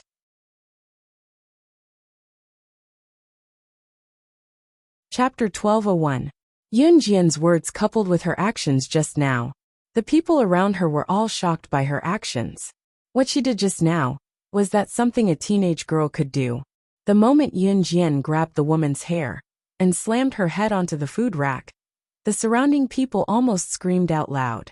In this kind of public place, especially in front of Yunjian, she was only a teenage girl. How could she do such a shocking thing? The people present were all dumbfounded. The female staff member who was pulled over by the woman just now was so scared that her legs couldn't move. The scene just now was painful just by looking at it, not to mention that Yunjian directly grabbed her and slapped her. When the female staff member came back to her senses, she realized that something was wrong. She quickly ran to the supermarket's entrance and shouted for help in a panic. "Security! Security! Something happened! Come quickly!" The woman who pushed Xiao Yunju and arrogantly accused Xiao Yunju just now was slammed onto the ground by Yunjian. She was in so much pain that she almost suffocated. "Ah! Ah! You hit me! Ah!" After falling to the ground, the woman rolled a few times and was in so much pain that her whole body was roaring. After rolling a few times on the ground, she reached out to touch her forehead that was grabbed by Yunjian and slammed onto the food rack. She felt that there seemed to be some liquid flowing down from there. When the woman touched her forehead and put her hand in front of her eyes, she was so scared that she almost fainted. The woman even forgot to stand up. Following that, a roar was heard. She wailed like a ghost and howled like a wolf. "Ah! Blood! Blood! Ah!" After howling a few times, the woman turned to look at Yunjian with hatred. Her piercing gaze looked like she wanted to tear Yunjian into pieces as she howled incessantly. "You're the one who's going to kill me! Murder! She's going to murder! She's going to murder! She's going to murder for no reason!" The woman seemed to think that the matter wasn't serious enough and started shouting. When the surrounding people saw the blood, they all trembled in fear and did not dare to step forward. Some people didn't even dare to look at the blood on the woman's head. In 1999, people's lives were gradually becoming more prosperous. Usually, even if someone's finger was accidentally cut by a kitchen knife and bled, they would be scared half to death. Needless to say, the woman's forehead was slammed by Yunjian onto the food rack. The wound split open and blood gushed out. The woman seemed to have realized the danger she was in. She began to shout, "Do you people have any morals? She hit me just now, and all of you just watched. I'm going to die. I'm dying, there's so much blood. Hurry and send me to the hospital." When Yunjian heard the woman's cries, she was not moved at all. Instead, she slowly took 2 steps towards the woman. This woman did not show any mercy to Xiao Yunju just now. When Yunjian took 2 steps towards the woman, an even crazier voice was heard. "Mom!" Yunjian turned her head and saw a girl who looked very similar to the woman. She was dressed similarly and ran towards her. Anyone with a discerning eye could tell that Yunjian was the one who hit the woman. When the girl, who was about the same age as Yunjian, saw the situation, she was completely unreasonable. She picked up a mop from the side and rushed towards Yunjian. "Ah! How dare you hit my mom? You!" Just now, Yunjian had been away from the woman for a long time, so she quickly subdued the woman. The surrounding people would only think that Yunjian was an ordinary girl, just that she was ruthless. Only the girl who had just rushed over had a weapon in her hand, although it was just a mop.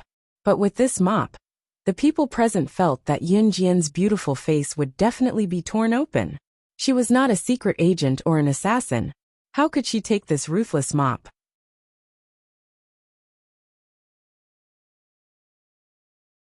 Chapter 12:02. This girl was ruthless to the extreme. She saw her mother fall to the ground, her forehead split open, and blood gushed out. At the same time, her mother was still desperately shouting, "It hurts, I'm going to die, I'm going to die." This girl didn't care who was right or wrong, and she didn't care if her mother did anything wrong. This girl was in her youth. She also relied on her good looks to fool around with boys in school, and she also chatted with boys in the underworld. Listening to the boys in the underworld boasting about their power, this girl thought that she was really protected by a powerful character. So whether it was in school or in the underworld, the girl felt that even if she provoked others, she could be protected by the group of boys. Therefore, the girl developed an arrogant and domineering character. Even if the girls in the school dared to say something bad about her, even if it was a joke, she would immediately turn hostile and beat her. Sometimes, she would even lead a group of people to surround a girl and beat her up. However, this kind of behavior, in the girl's view, she felt that it was not shameful to attract the attention of boys. It was in such an environment that she grew up. This girl just saw her mother fall to the ground with her head bleeding. She didn't care who was right or wrong at all. After rushing to the side, she picked up the mop and rushed toward Yun Jian. At this moment, the girl had already come to Yun Jian with the mop. As she ran, she shouted a series of roars like flowing water. "Go to hell! You dared to hit my mother! You go to hell!" While shouting, the girl had already stood in front of Yun Jian with the mop. At the same time, the surrounding group of supermarket onlookers were looking forward to seeing a bloody scene. The girl had already smashed the mop on Yun Jian's head. A few seconds before this, the female staff who ran out to call for help had hurried back with a few security guards. But they just saw the scene of the girl smashing the mop on Yun Jian. The group of onlookers all gasped. Someone exclaimed a few seconds ago, "What's the matter? That girl is finished." Oh hey, that mop. Unless she has the ability of an agent killer in the movie, otherwise, it's a pity for that beautiful face. As soon as someone spoke, someone behind exclaimed and pointed to Yun Jian over there. "Look that." Everyone around raised their eyes and looked over. Yun Jian, however, stood still on the spot. The mop in the girl's hand had been smashed fiercely toward Yun Jian's head. Just as the mop was about to hit the top of Yun Jian's head, it was about to hit her head hard. Yun Jian looked forward. She suddenly stretched out her left hand, and she didn't even look at the trajectory of the mop above her head. Just like that, in front of everyone, it was as if she had eyes on the top of her head. She accurately stretched out her left hand and caught the mop that was smashing down at her with great inertia. When the mop was swung, the force was very strong, but Yun Jian didn't even look at the mop. She just blindly stretched out her hand and caught the mop. This behavior made the customers who were standing around and watching the show, as well as the female staff member, who had called several security guards back, stunned. But just as everyone was stunned, Yun Jian had already pulled the mop, and directly pulled the girl who was holding the other end of the mop, who was already dumbfounded, towards her. The girl didn't stand firm, and after being pulled by Yun Jian, her whole body swayed back and forth, and she fell directly to the ground. At this moment, Yun Jian had already stepped on the mop pole fiercely. Gotcha! In the next second, the mop pole was easily broken in half by Yun Jian. The girl's hand was under the mop pole, and Yun Jian's step was like torture to the girl. Ah! The girl wanted to retract her hand, but Yun Jian's strength was strong, and she couldn't retract her hand at all. Suddenly, screams spread throughout the whole place. Yun Jian's aloofness and ferocious capability struck fear into those who were present.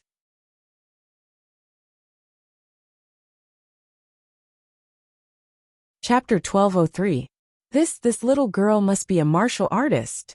Although some people objected to the words of the person, who was obviously obsessed with the assassins in the movies, no one objected to the fact that Yun Jian was capable.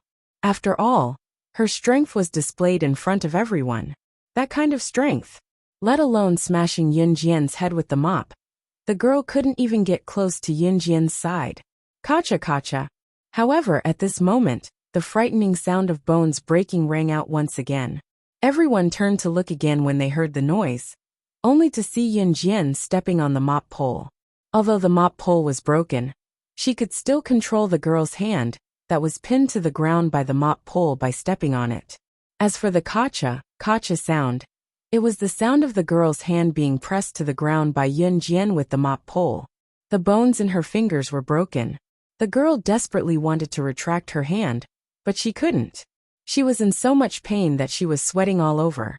She desperately begged for mercy. Let go. Let go. I was wrong. Let go quickly.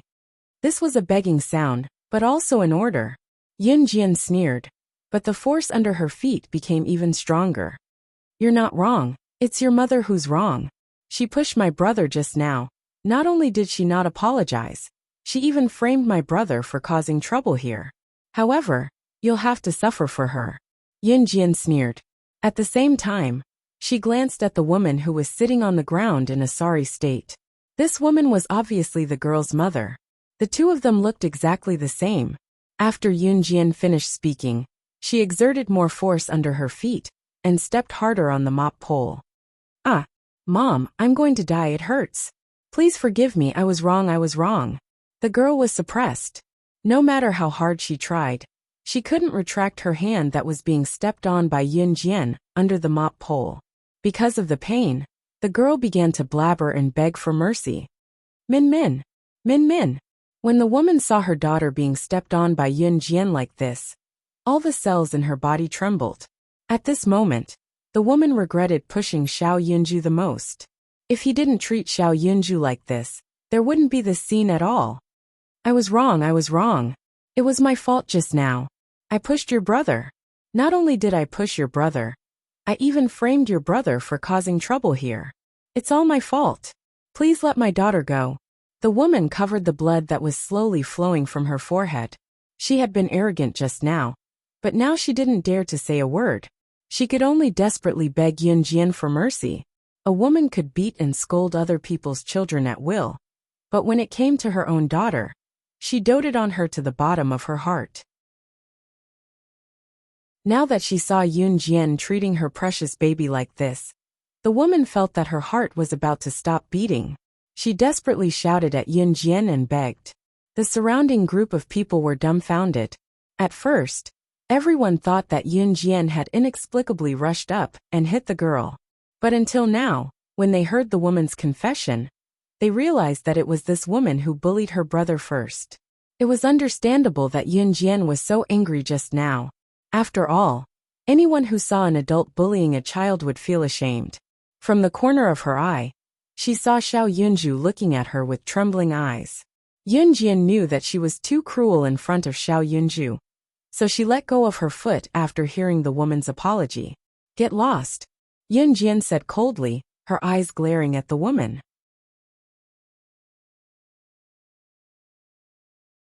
Chapter 1204. After Yun Jian's first sentence, the woman and the girl heaved a sigh of relief. This little girl was too scary. She was too scary.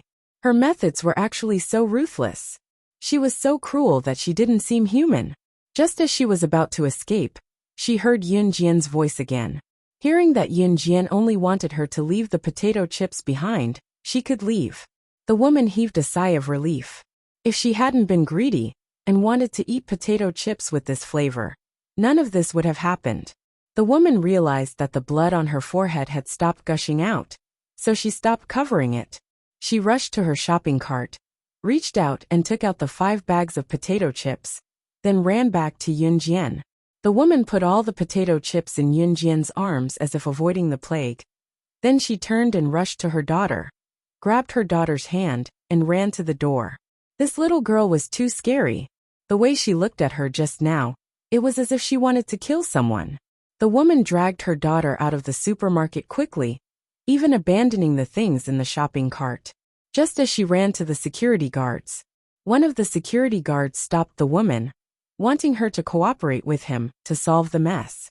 After all, Yun Jian had hit someone, and the woman had pushed Xiao Yunju before. After this, they would probably check the surveillance cameras in the supermarket and hand it over to the police. In short, there would be a lot of procedures. However, the woman seemed to be scared by Yun Jian. She grabbed her daughter, ignoring the injury on her head and her daughter's broken hand. She just wanted to leave this place. Away from Yunjian, such a scary person. Madam, please stay and cooperate. Just as the security guard said this, the woman continued to run out in a panic, pushing away the security guard who wanted to stop her. No, no, no, I want to go home. I want to leave, get out of my way. With that, the woman pushed away the security guard who was blocking her, pulled her daughter and rushed out. She would rather not have Yunjian compensate her. Now she just wanted to leave this place. Because Yunjian was too scary. Yunjian couldn't help but smile coldly as she watched the woman flee with the other girls. Since the woman herself didn't care about it, the security guards naturally didn't like to meddle in other people's business. Thus, this matter was left unsettled. At this moment, Yunjian retracted her gaze and walked towards Xiao Yunju. The surrounding people knew that Yunjian did not beat people up for no reason. In addition, they had just seen Yunjian's strange skills. At this moment, some people wanted to stay and see what she was going to do next. Yunjian walked up to Xiao Yunju and gently stroked his hair. She paused for a moment before asking, "Are you afraid?" She clearly saw Xiao Yunju's body tremble. Xiao Yunju looked at Yunjian, obviously a little scared. He shook his head then nodded. "Sister, I don't feel pain. Sister, what you did to them just now, isn't it too much?" Xiao Yunju didn't know anything. He just asked according to his own thoughts.